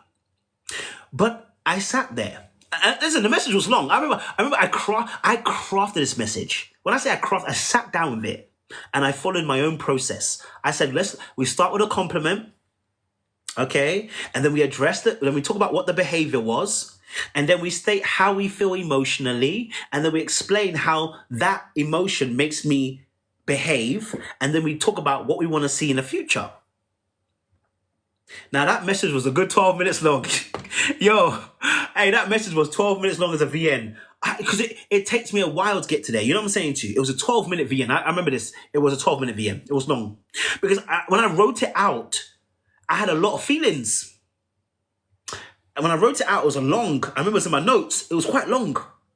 And there was a lot of points that were going on, right? And I said, damn, there's a lot of notes here. This ain't going to get heard. So I crafted a VN and I sent the VN, right? I sent the VN, but I made sure to also let her know that I really enjoyed her time and I really enjoyed spending more time with her. And I want to see her again. I want to spend more time with you. It's not an abandonment situation. It's not me never wants, because see, if I don't respond to it, then if I don't respond to it, then now what's going to happen is I'm not going to see you again. But I said, I want to see her again and I don't want it to be awkward. So let me tell the truth. And you're right. It wasn't about tickets. It's about being considered. I wanted to be considered, right? And I also appreciate the fact that she caught herself in the midst of the situation too, right? But I wanted to make sure that she understood that you making that mistake shouldn't be something that's going to bury you 6 feet deep. I'm just letting you know how I feel. You can't change it. And this is something that's very powerful for anybody who's an avoidant. Letting someone know how you feel doesn't mean they have to change their behavior. Sometimes you just felt how you felt. I'm not asking you to change what you did. And that's also a solution. I know a lot of people dismissive avoidance might not feel it that way. I want you to understand that sometimes your solution doesn't mean the person's going to change their behavior. Sometimes you just want to be heard. And that's okay. Be okay with the fact the solution isn't always that you want them to change. Sometimes the solution is just be heard. Here's something I dealt with. The Lord dealt with this one. Jealousy. Jealousy is one of those strong emotions. Nobody likes to feel it. And everybody talks about, oh, don't feel jealous. No, you go and feel jealous. It's a natural emotion. So what do you do with it? Tell the truth. Tell the truth. You mean tell the person that you feel jealous? Yeah. Why? Because you're not asking them to change. You understand there's an insecurity within yourself. Like, for instance, if I see you with somebody, I can tell you I felt jealous, but I'm not asking you to change your behavior. I don't want you to. I recognize it's an insecurity in me. But actually, when I tell you, I'm now co-regulating. I am now beginning to co-regulate. And actually, that's where your security will come from. It's not always that when you tell someone how you feel, you need them to change. You recognize that some feelings are just your feelings and you're just sharing them to co-regulate. Be in that space sometimes, right? So when I sent that VN to the young lady, right? She responded and let me know in a long message and said, listen, I really appreciate you sharing that. Thank you for hearing me. And thank you for not condemning me, Thank you for not condemning me. And I said, no, it's not a problem. I was never going to condemn you. Like, you know what I'm saying to you? But maybe she said that because she had been condemned before. And maybe because some of the ways that I've dealt with things in the past have been condemning. So you realize the way that you're dealing with it, the way you're sending a message, the way you're creating it, the way you're crafting it is important. We don't want people to feel blamed. We want people to understand where you're coming from. Okay? So again, modeling emotional safety consistently. Okay? So understanding, that when you regulate emotions, communicate calmly, and handle conflict without blame and judgment, you are creating an emotional safe space and you're modeling that to the person every time you decide to do it. Now, why is this difficult? Because you don't have emotional regulation. That's why it's difficult.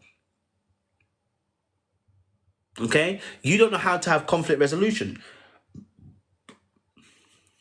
You're probably saying things like, you know what, why must I be the teacher? I've done all of this and it hasn't worked. They're to blame, so why can't I blame them? You know what I'm saying to you? Why do I have to be the one that stabilizes them? And I'm going to say it again. If you're on a hamster wheel, the hamster wheel don't stop until you get off. Now, Milana said something. Yes, they are tiring. They can be. But guess what? You let people see. It's about what's happening to you, and you're gonna get more tired when we don't have the tools necessary to be able to combat what's happening. Okay. So when you learn to have the emotional regulation and the boundaries, you'll realize that actually you spend less energy. Why? Because you're staying in the same spot. What makes you have less energy is you running around trying to save them. Stop trying to save them. This is about your feelings and you being assertive about your feelings. So let them know how you feel.